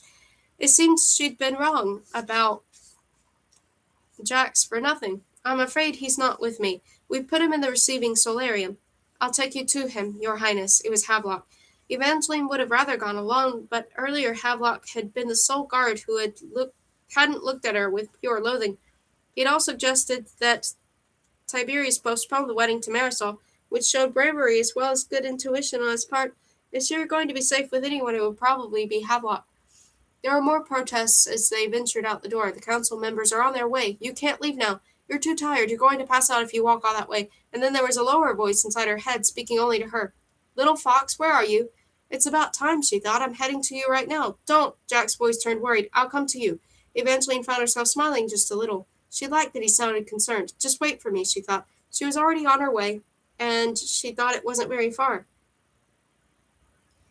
Evangeline had only been to the brightly lit receiving solarium once with Apollo. He'd taken her and Marisol on a tour of Wolf Hall, and they had first moved into the castle. She'd been enchanted by the beautiful fortress that Wulfric Valor was rumored to have built as a gift for his wife Honora.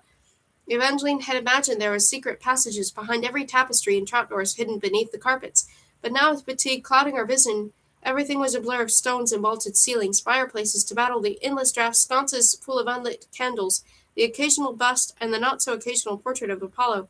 When she passed one of Apollo and Tiberius with arms around each other's shoulders, she had to pause. Apollo looked so happy and vibrant. It was the same way he'd often looked at her. She thought his expressions had been pure enchantment, but now it was painfully tempting to wonder if things had been realer than she believed, if she'd been right to hope that they could have really fallen in love. But she would never know. What would have been was a question that no one ever knew the answer to. Evangeline started walking again, following Havelock into a windowless hall void of tapestries and lit by crude torches that smelled of earth and smoke and secrets. She might have only been to the receiving solarium once, but this was utterly unfamiliar. Is this the right way? She asked. We had to take a detour, said Havelock. His face was impassive. The perfect palace soldier. If not for the creeping feeling of unease crawling over her skin, jolting her back to alertness, Evangeline might have believed him. Did you get lost, little fox? Jax's voice again. But he sounded farther away than before. Maybe you should meet me after all, she thought back. Then to Havelock. I think I'm going to turn around. That would be a mistake. The lilting voice came from behind her. 53. Evangeline spun around. The girl was about her age. Her face was round and her long dark hair was tied back, giving a clear picture of starburst mark the color of currant wine on her left cheek. Who are you? Evangeline asked. The girl was dressed as a palace servant, in a little cap and a wool gown with a cream apron, although Evangeline wondered if the clothes were borrowed, for they were ill-fitting and she'd never seen this girl before. Her birthmark was something Evangeline would have recognized. What's going on? She reached for Jack's dagger, tucked into the belt of her morning dress. It had been seized from her during her arrest, but it was one of the first things she'd taken back. The girl held up her hands in a peaceful gesture, revealing a tattoo on the underside of her wrist. A circle of skulls that reminded Evangeline of something that her overtaxed mind couldn't remember just then. Havelock and I aren't here to hurt you. We have something we need to show you. Evangeline gripped her knife tighter. Forgive me for being a little dubious on that front. Prince Apollo is alive, announced Havelock. Evangeline shook her head. She believed in a lot of things, but not people coming back from the dead. I saw him die. You saw him poisoned, but it didn't kill him. The girl gave Evangeline a taunting smile. One part triumph, one part dare to argue back. She was definitely not a servant, and Evangeline wanted to ask exactly who she was, but that didn't seem like the most vital questions. If Apollo is alive, then where is he? We've hidden him to keep him safe. Havelock stepped forward several paces and threw back a carpet to reveal a trapdoor that opened to a flight of stairs. He's down there. Evangeline gave him a skeptical look, but when Havelock and the girl both took to the stairs, letting her free to go, Evangeline's curiosity got the best of her. She decided to follow. The flight of steps was mostly dark, and her heart beat faster with every one. If Apollo was truly alive, then she was still married. They had a chance at the future she'd just been wondering about. She tried to feel excited, but if Apollo cared about her at all, why had he hidden in the palace as she'd been running for her life? She could understand if he were still upset from the undoing of Jack's spell, but hours ago his brother had almost killed her, and Evangeline would have definitely died the night of her wedding if it hadn't been for Jack's. Had Apollo not known these things, or did he think she deserved to die?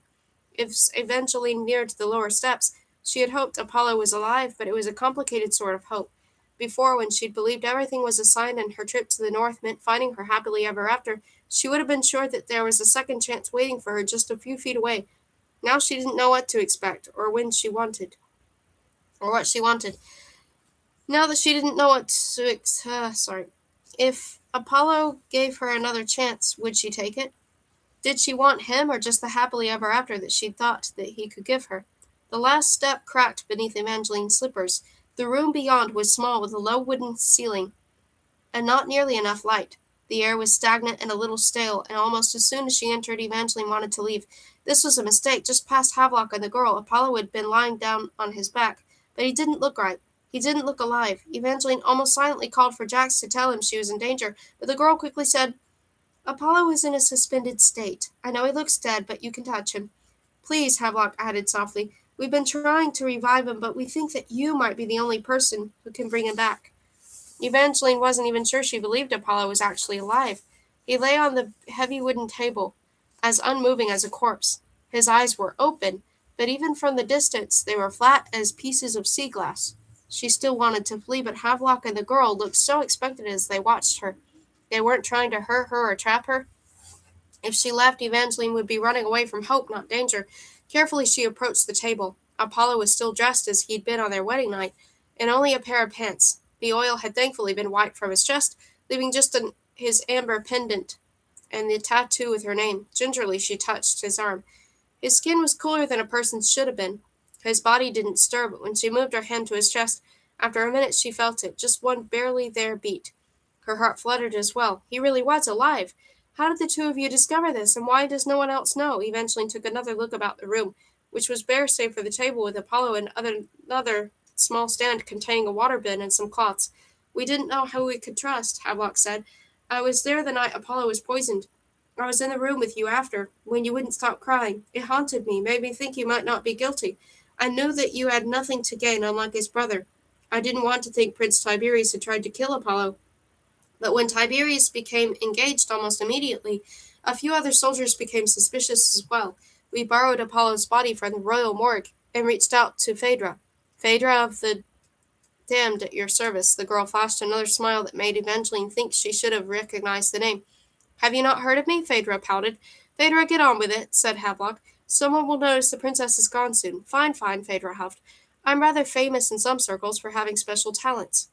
I can steal those secrets that people take to their graves. Havelock here thought that if I paid our prince's corpse a visit, I might learn some of his secrets, including who killed him.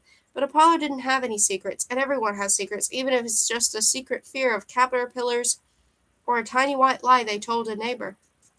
That's when we realized Apollo wasn't dead. Whatever toxin was used on him didn't kill him. It put him in a suspended state. What's a suspended state? Evangeline asked. It pauses life, Phaedra said. Unless he's revived, Prince Apollo could stay like this for centuries without aging. There aren't a lot of stories about it. It's believed Honora of Valor used to use it as part of her healing for people who she couldn't help immediately. Unfortunately, no one knows how she did it, or how to wake someone up from it. The practice of it was believed to have been lost with her death, But we thought you might be able to help." Phaedra looked up at Evangeline, the same way people had looked at her right after she'd returned from being stoned, as if she were the hero the papers all claimed. Evangeline felt more worn out than heroic, but for the first time she no longer felt the need to deny all the stories about her. What she'd done that day in Valinda had been courageous. Luke really been put under a spell, and she stopped him from marrying the girl who had cast it. Then Evangeline had turned herself to stone to save him and the rest of his wedding party. She might have mostly done it because she felt responsible for what had happened to them. But that didn't mean that what she'd done wasn't brave. Having faith was brave, but Evangeline wasn't sure the bravery was enough to save Apollo. What did they think she could do for him? In some of her mother's stories, kisses could cure the same way that Jack's kiss could kill, but those kisses were almost always ones involving true love. Of course, those stories were also cursed, so who knew what was really true? "I could try to kiss him," she said. Phaedra gave her a tentative smile. Havelock nodded soberly. Evangeline moved her hand to Apollo's cheek and pressed her lips to his.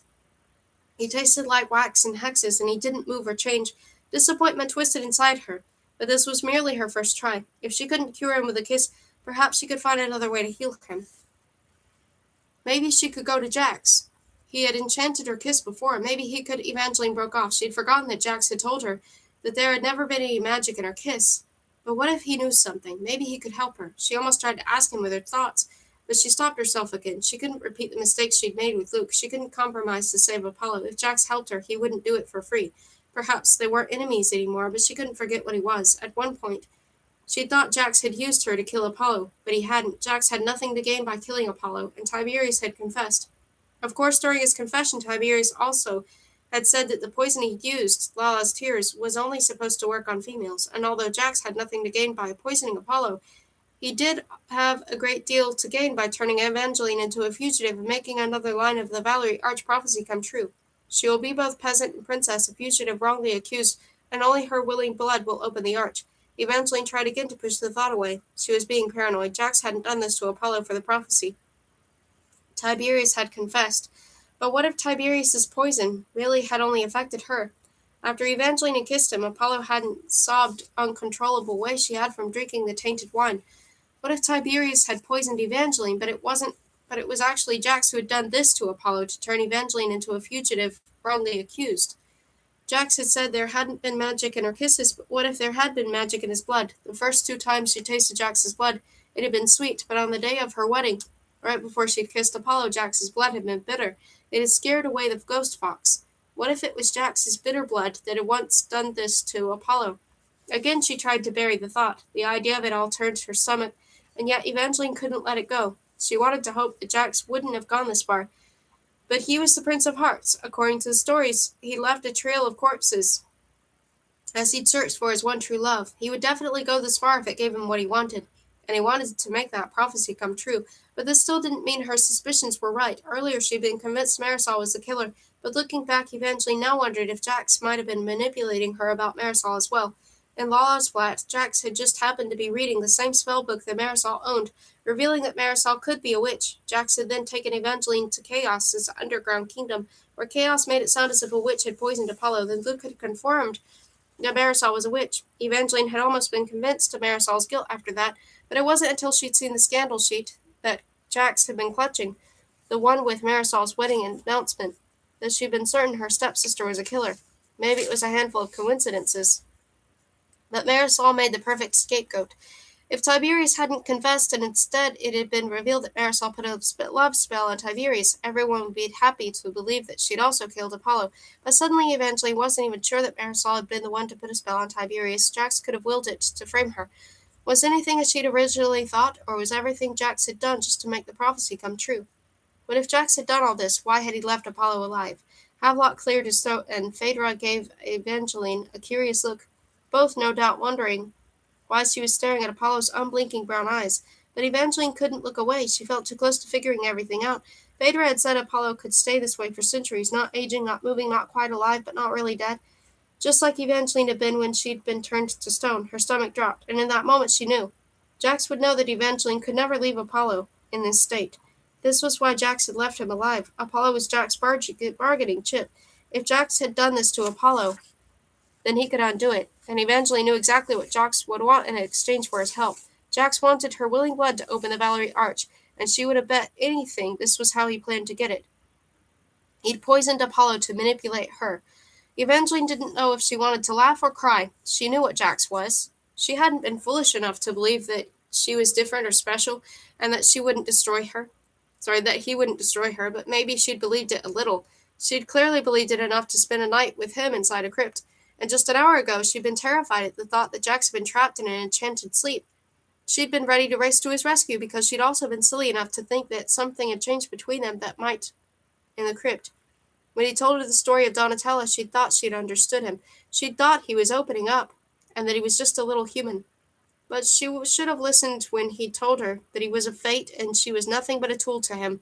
Jax no doubt knew she wanted to save Apollo, but he was deeply mistaken if he thought she'd ever open the Valerie Arch for him. Evangeline would find a way to cure Apollo on her own, and then she'd make sure that Jax never hurt anyone else ever again.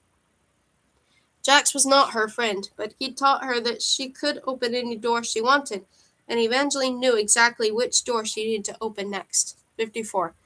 In another part of Wolf Hall, a door that had not been opened for centuries began to stir. Its hinges creaked, its wood groaned, and the wolf's head emblem carved upon its center curved its mouth into a smile. Thank you for listening to not Recipes of the Ancient North translated for the first time in 500 years, but Once Upon a Broken Heart by Stephanie Garber. I forgot for a moment that that's on the front. The thing about this book, I love most of it, and then it gets to the part where there's the whole werewolf thing and the vampire thing, and I'm just not into that. And not only am I not into that kind of thing,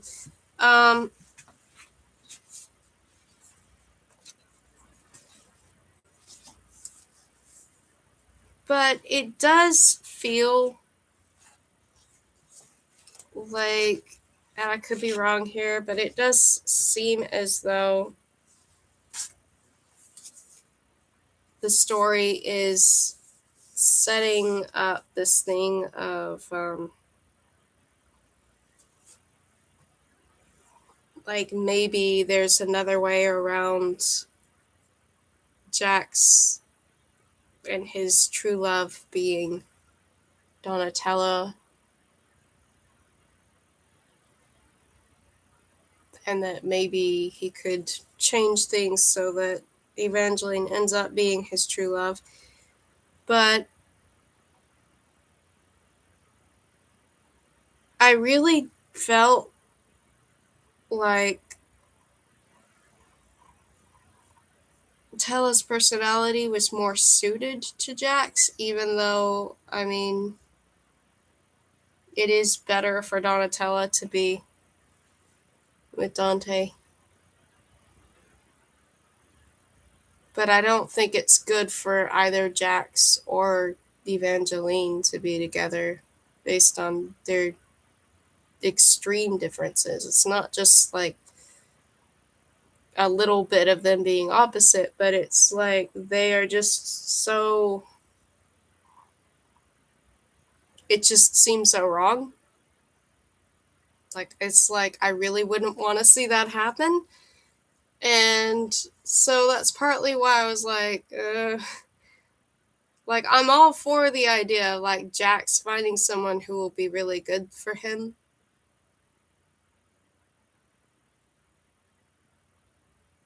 But not if he can't even reciprocate.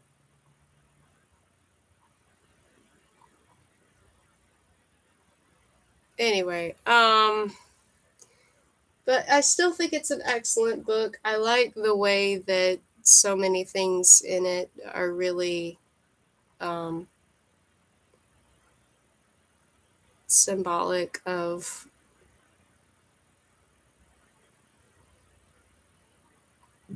heartbreak and just kind of the journey that you make towards like understanding that you have to let somebody go. Um, and that's really the only way to heal, is first by understanding that it really is not savable, so you can move on. Anyway, thank you for listening, though. Oh, the good news I was going to say. The good news is I do have a copy of Spectacular, which is that Caraval novella. I have a copy of it now, so I could read that sometime soon. So that would be fun. I've never read it. I've never read it. I mean, that could be very fascinating, like reading a book for the first time on stream. I've only ever read books on stream that I've already read before. So that would be different. Anyway, but thank you for listening. I hope you have a good day or a good night. Goodbye for now.